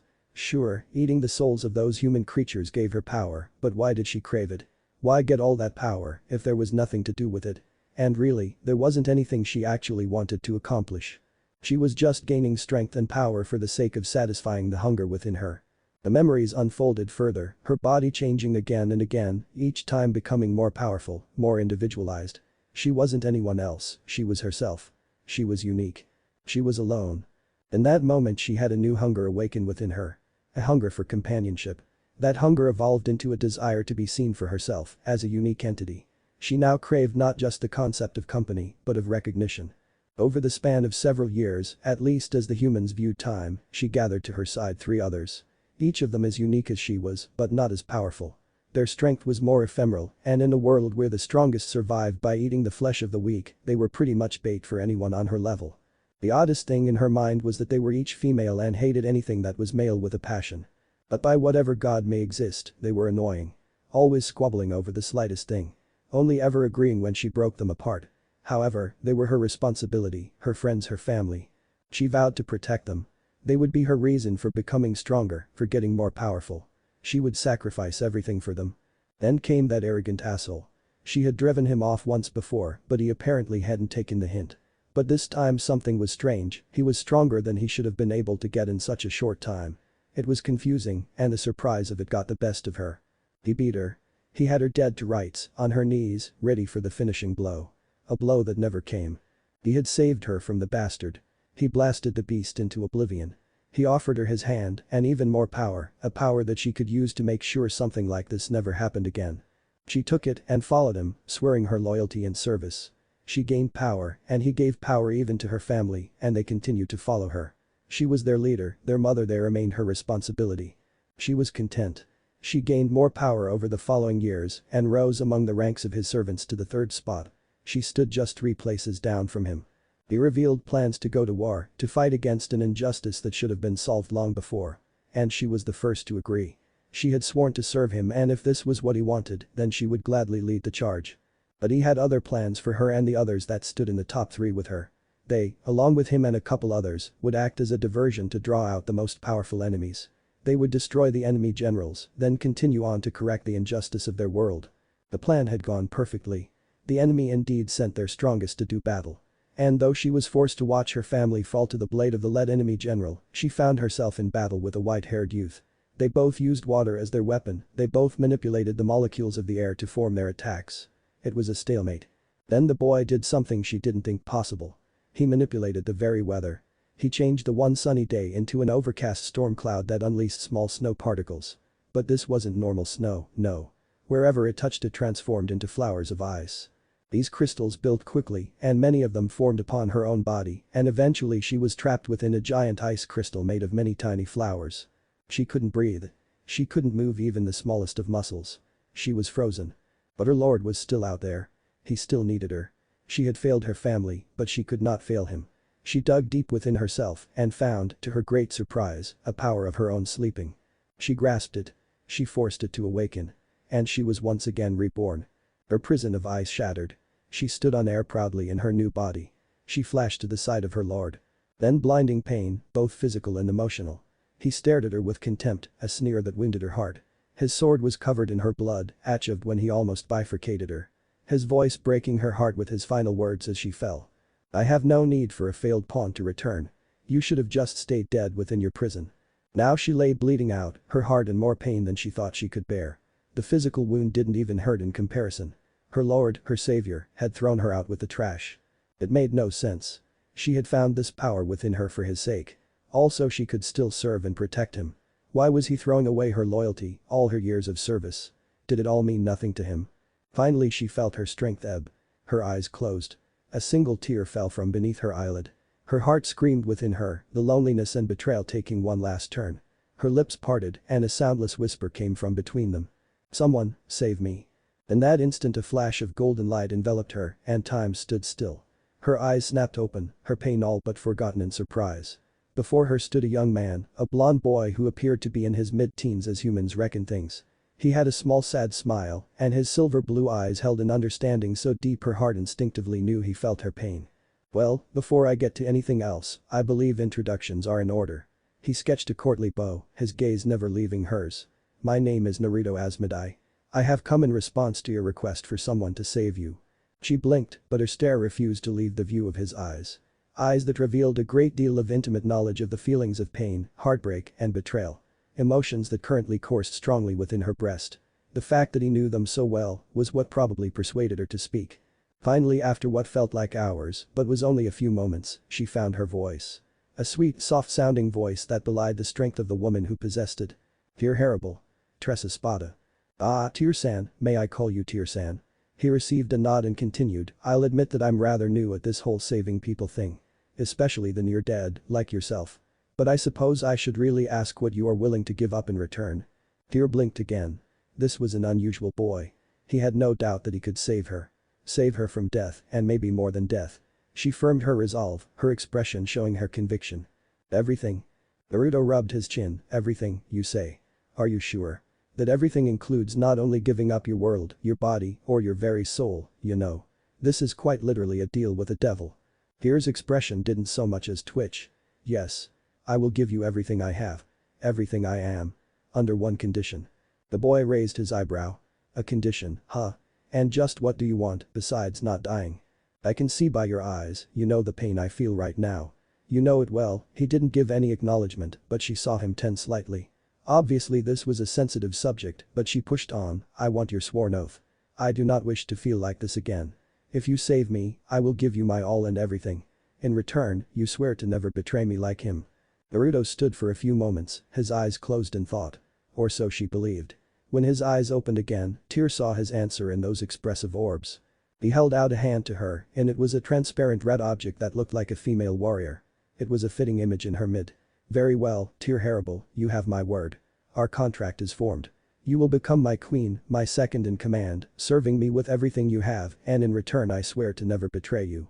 You will stand by my side in the most important role and make certain that I keep my promise." Without taking her gaze from his, Tear reached out and grasped the item in a tight fist, not even taking into account that she could move again. A red light glowed faintly from between her fingers and she felt the peace become part of her. She felt the power, the strength, the renewal of her body as the open wound in her gut closed. She could feel it changing her, the hole in her lower abdomen VANISHING4, as she was remade from a hollow into whatever this item was turning her into. A devil, she supposed, as that was what Naruto had called himself earlier. But more than all of that, Tear felt herself connect to someone else. She could now feel Naruto in a way that she had never experienced before. Her heart felt his emotions, one incredibly strong that she didn't recognize, and she felt herself cling to that one incredibly strong feeling. She was no longer hungry for souls or power, no longer hungry for a reason to exist.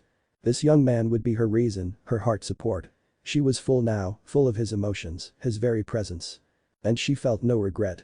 Her former lord had thrown her away, tarnishing any attachments that may have remained. Her new lord, her king, she could feel it now. This young man would not betray her, he would never forsake her. Heir buried her face into his chest and cried. She cried tears of relief. Tears of joy and fulfillment. She would never be alone again. This man would forever be with her. He would never allow her to feel the pain of loneliness again. And in that moment, Tear vowed to herself. She would never let him feel alone either. Whatever he asked of her, she would do with a glad heart. In that moment she promised to forever be his. Naruto Asmodi's queen, Tear Harable.